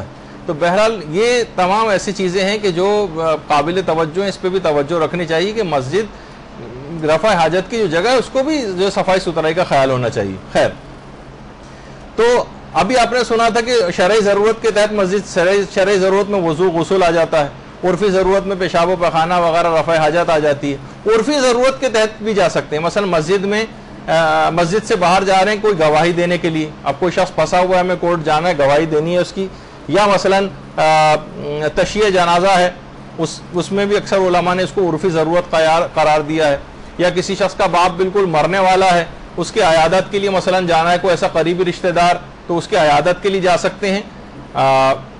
تو بہرحال مریض کی عیادت کے لیے جانے کی بھی بہت سے علماء اجازت دے دیتے ہیں۔ تو کسی نہ کسی، اگر آپ ضرورت سے جا رہی ہیں، کوئی شخص کسی ضرورت سے نکل بھی رہا ہے مسجد سے باہر، تو اس کو اس بات کی رعایت کرنی چاہیے کہ مقدار ضرورت سے زیادہ ٹائم ویسٹ نہ کرے، جائے اور فوراً بھاگتا ہوا قریب ترین راہ کا انتخاب کرے، کوئی بڑے روٹ سے نہ جائے۔ بہت سے علماء کہتے ہیں اگر ممکن ہو تو زیر سایہ بھی نہ، مثلا درختوں کے سائے میں کنارے کنارے چلتا ہوا نہیں، دھوپ میں کنارے سائے سے ہٹ کر جائے، جیسے میں نے کہا نا کہ حج کے مسئلوں سے بہت زیادہ احرام کے مسئلوں سے ملتے جلتے مسئلے ہیں اس کے۔ اچھا، اور آقا کو یہ فرماتے تھے کہ نماز جماعت کے لیے بھی بہرحال مسجد سے باہر جانے کی اجازت ہے، کسی اور جگہ نہ، جیسے نماز جماعت بہت زیادہ رش ہو گیا ہے، مسجد سے باہر صفوں میں جگہ مل رہی تو وہاں بھی نماز جماعت کے لیے جا سکتا ہے۔ ہاں البتہ بہت سارے افراد کے لیے وہ مسئلہ ہوتا ہے جس کو دماغ میں رکھنا چاہیے، سوائے آیت اللہ خامنئی کی جو اس کی اجازت دیتے ہیں۔ مثلا ہم اٹھے صبح کو، ہمیں ٹوتھ برش کرنے کی عادت ہے اور اچھی عادت ہے، تو کیا ہم ٹوتھ برش کرنے کے لیے جو ہے اور منہ ہاتھ دھونے کے لیے کیا باتھ روم جا سکتے ہیں؟ تو آقا خامنئی تو فرماتے ہیں جا سکتے ہیں، لیکن آقا خوئی، آقا سیستانی وغیرہ کے نزدیک ان کے ہاں اس بات کی اجازت نہیں ہے کہ آپ ٹوتھ پیسٹ وغیرہ کرنے کے لیے جو ہے وہ وہاں اس کے لیے باتھ روم جائیں۔ ٹھیک ہے، ویسی کلی وغیرہ آپ کر لیں، کسی برتن میں کر لیں، پھر اس کو پھینکوا دیں پانی کو، لیکن اس کے لیے ٹوتھ پیسٹ وغیرہ کرنے کے لیے مسجد سے باہر جانے کی اجازت نہیں ملتی۔ عرفی لحاظ سے بہت سی چیزوں کی جیسے اجازت ہوتی ہے، جیسے باپ انتقال ہونے والا ہے، وہ وصیت کرنا چاہتا ہے تو بیٹا اعتکاف چھوڑ کے باپ کی وصیت سننے کے لیے جا سکتا ہے۔ اچھا، آپ ایک بس جلدی مسئلوں کو بیان کریں، وہ بہت کم ٹائم رہ گیا ہے۔ مسجد سے باہر نکلنے کا تو مسئلہ بھی آپ نے سن لیا، مسجد کی حدود کیا ہوتی ہیں؟ تو یہ بات دماغ میں رہے کہ مسجد کا جو ہال ہے، مسجد کی جو چھت ہے اور مسجد کا جو تہخانہ ہے، یہ مسجد کے حکم میں ہوتا ہے، یعنی مسجد کے ہال میں بھی جا سکتے ہیں، مسجد کی چھت پہ بھی جا سکتے ہیں، مسجد کے تہخانے میں بھی جا سکتے ہیں۔ مسجد اور خواتین بھی اعتکاف کرتی ہیں، مسجد کے ہال میں جانے کی اجازت ہے۔ اچھا، مسجد کی چھت پہ جانے کی اجازت ہے۔ اچھا، اسی طریقے سے جو تہخانے بعض مساجد کے ہوتے ہیں اس میں بھی جانے کی اجازت ہے، ان کو تو مسجد ہی سمجھا جاتا ہے۔ لیکن جو کیا مسجد کی محراب مسجد کے حکم میں ہوتی ہے یا نہیں؟ بہت سے علماء کہتے ہیں کہ مسجد کی جو محرابیں، مسجد کی محراب یہ اسلامی آرکیٹیکچر کا ویسے حصہ نہیں تھی، بعد میں شامل ہو گئی۔ جو اس زمانے میں ظالم بادشاہ ہوتے تھے انہوں نے مسجد میں ایک دروازہ بنایا ہوتا تھا جن پر اپنے اوپر حملوں کا خوف ہوتا تھا، مجھ پر حملہ ہو تو میں یہاں سے نکل کے بھاگ جاؤں۔ لیکن بہرحال بعد میں پھر آہستہ آہستہ یہ اسلامی آرکیٹیکچر کا حصہ ہی بن گیا۔ تو بہرحال مسجد کی محراب بھی اب مسجد کے ہی حکم میں ہے اور اس میں کوئی مسئلہ نہیں۔ اچھا، ہر وہ تو ابھی آپ نے سنا کہ مسجد کی ہال، مسجد کا چھت، مسجد کا تہخانہ وہ تو مسجد کے حکم میں، لیکن مسجد کا صحن، مسجد کا مینار یا مسجد کا وضو خانہ کیا یہ مسجد کے حکم میں ہے یا نہیں؟ یہ آپ کو جنہوں نے مسجد کو وقف کیا ہے مسجد بنانے کے لیے ان سے پوچھنا پڑے گا۔ حالت شک میں مسجد کے صحن میں نہیں جا سکتے، لیکن عام طور پر صحن کے متعلق مسجد کے ساتھ ہی جو ایک جہاں ہوتی ہے اس کے ساتھ ہی ایک صحن سا بنا دیا جاتا ہے۔ زیادہ تر علماء کہتے ہیں اس میں اطمینان ہوتا ہے کہ مسجد کے حکم میں، لیکن مسجد کا مینار ہے، مسجد کا وضو خانہ، جب تک شک ہو کہ یہ مسجد کے اندر شامل ہے یا نہیں تب تک وہاں پر جانے کی اجازت نہیں۔ اور شک کی حالت میں کسی بھی مشکوک جگہ پر جانے کی آپ کو اجازت نہیں ہوتی، مسجد سے باہر نکلنے کی۔ شک ہو کہ پتہ نہیں جگہ مسجد کے حکم میں ہے یا نہیں، آپ وہاں چلے گئے نہیں، اس سے اعتکاف پہ فرق پڑ جائے گا۔ اچھا، اسی طریقے سے مسجد کے سامنے کا ایک میدان ہوتا ہے، جیسے آپ منچولی کی مسجد میں جائیں، سامنے ایک پارک بنا ہوا ہے، میدان بنا ہوا ہے، راہداری بنی، اس میں لوگ چلتے ہوئے جا رہے ہوتے ہیں ایک دروازے سے دوسرے دروازے، وہ جگہ مسجد کے حکم، مسجد کی باؤنڈری وال کے اندر تو شامل ہے وہ، لیکن مسجد کے حکم میں نہیں ہوتی۔ مسجد اسے کہتے ہیں جسے واقف نے، وقف کرنے والے نے مسجد کی نیت سے وقف کیا ہو، اور وہ تو جس جگہ پہ لوگ چپلیں وغیرہ اتارتے ہیں پھر عام طور پر اندر جاتے ہیں وہ جگہ مسجد کہلاتی، لیکن لوگ جہاں پر چپلوں سمیت چل پھر رہے ہیں اس کے معنی یہی ہوتے ہیں کہ اس جگہ کو یہ مسجد کے حکم میں نہیں اور وہاں جانے کی پھر کسی کو اجازت نہیں ملتی۔ پھر ایک سوال یہ ہے کہ کیا عورتیں گھر میں اعتکاف کر سکتی ہیں؟ بہت سی خواتین کہتی ہیں بھائی اعتکاف کا ہم اتنا زیادہ ثواب سنتے ہیں تو کیا ہمیں اس بات کی اجازت ہے کہ ہم گھر میں بیٹھتے ہوئے اعتکاف کر لیں؟ تو سارے مجتہدین کہتے ہیں کہ نہیں، اعتکاف گھر میں نہیں ہو سکتا عورتوں کا، مسجد ہی میں ہوگا، سوائے آیت اللہ خامنئی کے۔ وہ یہ فرماتے ہیں کہ رجا کی نیت سے عورتیں اپنے گھر میں بھی اعتکاف کر سکتی ہیں، لیکن بقصد رجا، ثواب مستحب بھی نہیں کہتے، وہ کہتے ہیں امید ثواب میں چلیں، کچھ نہ کچھ ثواب آپ کو مل سکتا ہے، امید ثواب میں گھر میں بھی اعتکاف کیا جا سکتا ہے۔ لیکن باقی سارے علماء کہتے ہیں کہ فقط جامع مسجد میں اعتکاف صحیح ہے اور ان 4 مساجد میں جس سے پہلے آپ نے سنا۔ اور کچھ علماء اس کے بھی قائل ہیں کہ جس طریقے سے آپ نے روزے میں سنا تھا، جیسے یہ میں فقط آیت اللہ خوئی کا مسئلہ بیان کر رہا ہوں، باقی کا میں اس کو دیکھ نہیں سکا کہ اعتکاف میں نیت کے خلل سے بھی اعتکاف باطل ہو جاتا ہے۔ جیسے آپ نے روزے میں سنا تھا کہ روزے میں اگر کوئی نیت کسی کی خراب ہو جائے کہ میں روزے کو باقی رکھوں یا نہیں رکھوں، توڑوں یا نہ توڑوں، تو اس سے بھی روزہ باطل ہو جاتا ہے۔ وہ کہتے ہیں اعتکاف میں نیت کے خلل سے بھی اعتکاف باطل ہو جاتا ہے۔ آیت اللہ خوئی کا مسئلہ تھا، باقی علماء کے میں فتاوی سلسلے میں دیکھ نہیں سکا۔ اب آپ بہرحال اگر اس لحاظ سے دیکھیں تو اعتکاف کے متعلق کہا جاتا ہے کہ یہ ایک ایسی راہ آسمانی ہے جس سے انسان بلند مقامات کو جو ہے وہ طے کر سکتا ہے۔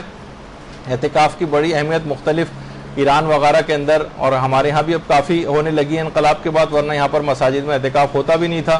اعتکاف میں کتنی انسان عبادتیں انجام دیتا ہے، کتنی دعائیں جو ہیں وہ کر رہا ہوتا ہے۔ بہترین عبادت ہے اعتکاف، مساجد کے اندر اس کی رعایت کرتے ہوئے، احترام کی مساجد کے اندر اس میں علم حاصل کیا جاتا ہے، علماء آ کر درس وغیرہ دیتے ہیں، خواتین تک کے بہت بڑی تعداد میں اعتکاف ہوتے ہیں۔ یہاں پر ہمارے برادران اہل سنت میں ہمارے ہاں خواتین اتنی زیادہ ان کے لیے سہولیات نہیں ہیں، لیکن ایران میں خواتین الگ سے بھی باقاعدہ جو ہے وہ اعتکاف کرتی ہیں، اس کے اندر اپنی روحانیت کو بلند کرتی ہیں تسبیحات و اذکار اور دعاؤں کے ذریعے۔